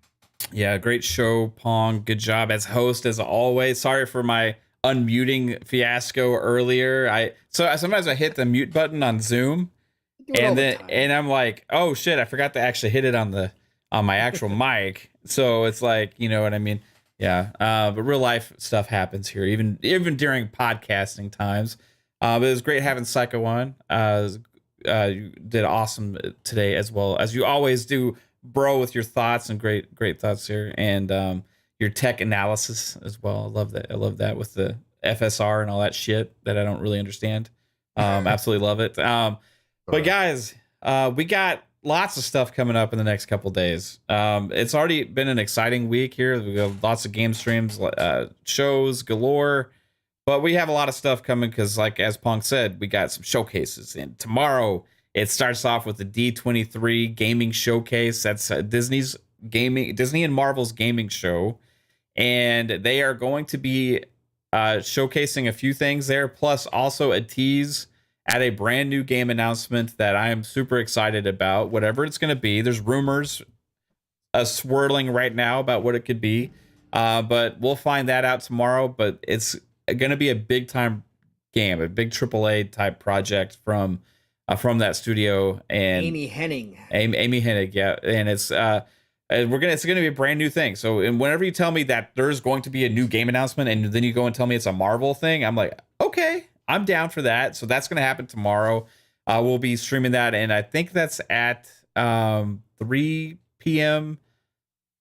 Eastern time or 4 p.m. Eastern time. I can't remember exactly what time, but we'll be live about 30 minutes before the show here, co-streaming that.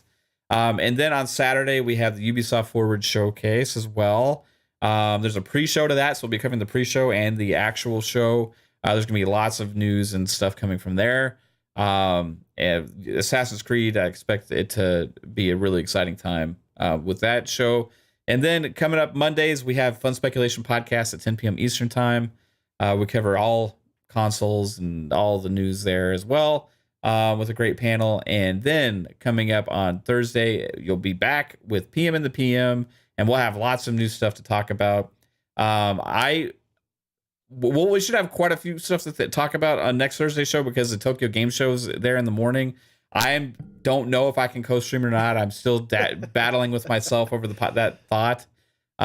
Make it happen. I might be able to make that work too, since it's at like 4 a.m. Mav. I might. You would wake up for that? Okay. Yeah, because like I get up early anyways. It's an extra hour. Yeah, I could probably make that happen. It would be kind of fun. So yeah, Tokyo. Yeah, it'd be a crazy thing. Like we'll be like, why the hell did we do this? Yeah, while we're doing it? Nothing will come out of it. It would be boring as hell. Like really.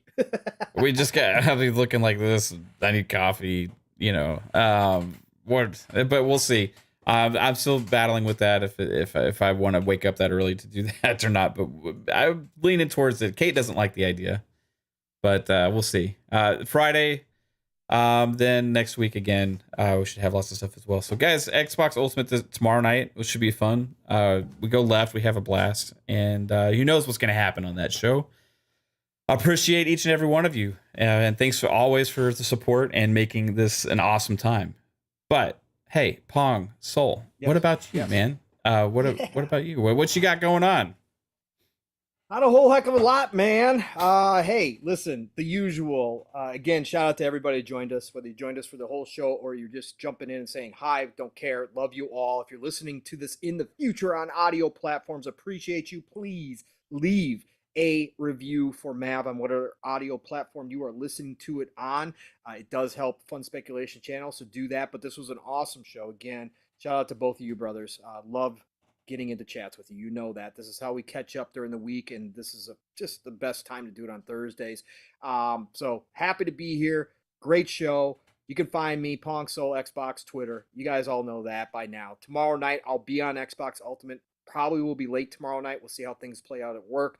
Probably be late, but I'll be jumping in for sure. We're going to have a great time there. Saturday mornings, set the alarms now. Set the reminders. Make sure they're on. Steel Rain and I back again. Living split screen, 10 a.m. Eastern, 9 o'clock Central Time, 3 p.m. UK time. Split screen, all one word. Mission 1K. So please help spread the word. We will be there 3+ hours, but we will make sure that everybody gets out of there in time for the Ubisoft Forward. 100%, but we're going to talk a lot about what's been going on this week as well. Love getting Steel's thoughts in on Saturdays on top of my own, so be there every Saturday morning for Living Split Screen, and then Saturday night it will be the Shop podcast with PTK Blam over on his channel, and of course, brother from another fuzzy, Belvedere, as always. And this week we've got Dr. Mo coming on. He was supposed to be there a couple weeks ago, but unfortunately, he forgot it was his anniversary. And so he had to let PTK know he couldn't do it. So he's rescheduled, so he's going to be on. Again, the Shop Podcast, PTK Blam's channel, 9 p.m. Eastern, 8 o'clock Central Time, Saturday night. And then back at it next Tuesday. Actually, I probably won't be there next Tuesday. I shouldn't say that. I shouldn't commit right now. I'm going to try to be there for Xbox Factor, but I don't know right now. But you know you got to be there anyways. Double Barrel Gaming, Mr. Boomstick the man. As always, all good things green, 12 p.m. Eastern, 11 o'clock Central Time, over on his channel. Be there, Xbox Factor, every Tuesday. Next Thursday, like Mav said, we may or may not be up at 4 a.m. So Central Time. Crazy as it may sound, we might do it. And then I've got an extra show coming next week. I was supposed to have an extra show a couple weeks ago, but I got bumped due to overbooking. So that announcement has not been made yet, but be on the lookout for that. So it is going to be a full Thursday because I'll be right back here on PM in the PM as well. I might have a 3-show day. That's going to be a little nuts, but we'll see. Yeah, we'll see. Anyways, it is the golden age of gaming, people. This is the best time. The news is popping off. We're coming into holidays, end of summer, fall time, leading into the holidays. Things are going to keep going. We got shows coming up. We got all sorts of stuff, as Mav was talking about. So stay tuned because we will be around in this community talking about it. But thank you all for being here. Get out there, play what you love what you play, and I'll see you real soon. Mav, get us out of here, brother. Yeah, have a good one, guys. Love you all. Take it easy. Bye. Bye, everybody. Jasper, no, I'm not going to.